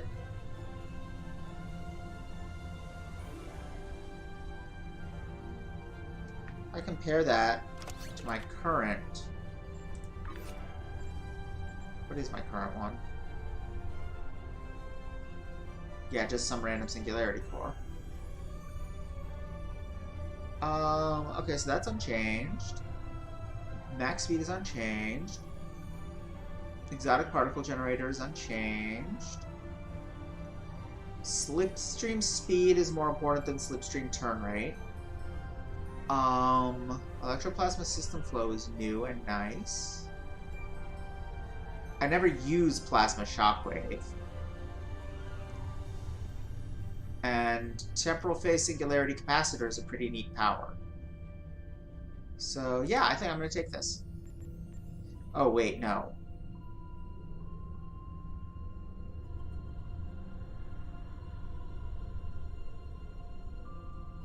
Boosted shield capacity, critical chance, critical severity, and shield resistance. Yeah, no, I'm going to take the singularity core.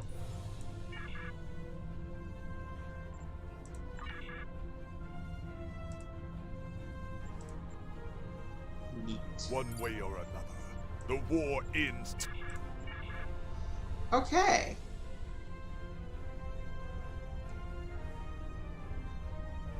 So, yeah.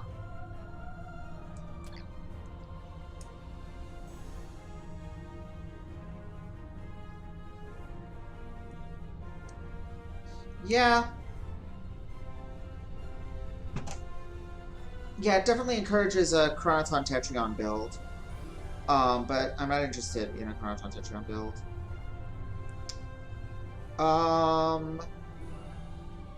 What else? Yeah.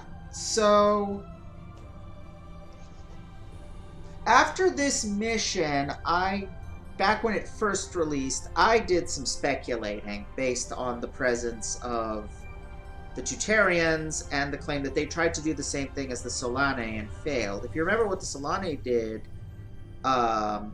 they were screwing around with their star and trapped themselves in subspace because they can no longer survive in normal space because of something magic radiation particles. So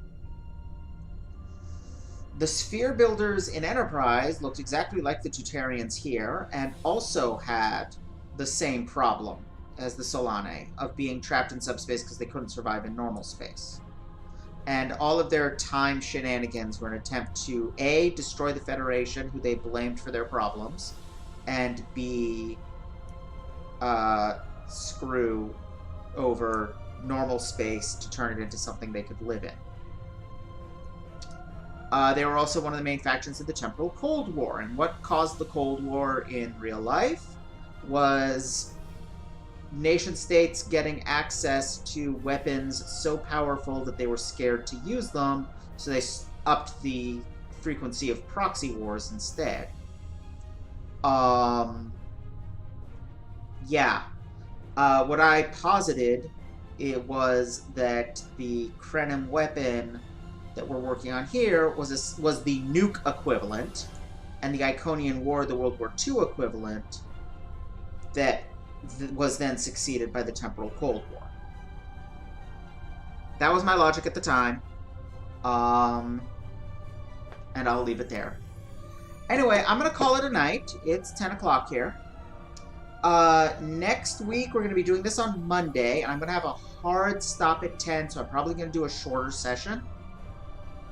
But I really wanted to have midnight be its own session, because I remember midnight being very long. So I'm looking forward to doing that. It is my favorite mission in this game and one of my favorite Star Trek stories, period. So I'm really looking forward to seeing you guys next week. Yeah, that sounds about right, R. I don't remember which it was. But yeah, I will see you all then. Have a good week. And yeah, starting next week, it'll be Mondays going forward. So yeah. Bye. Hope you had fun. Bye.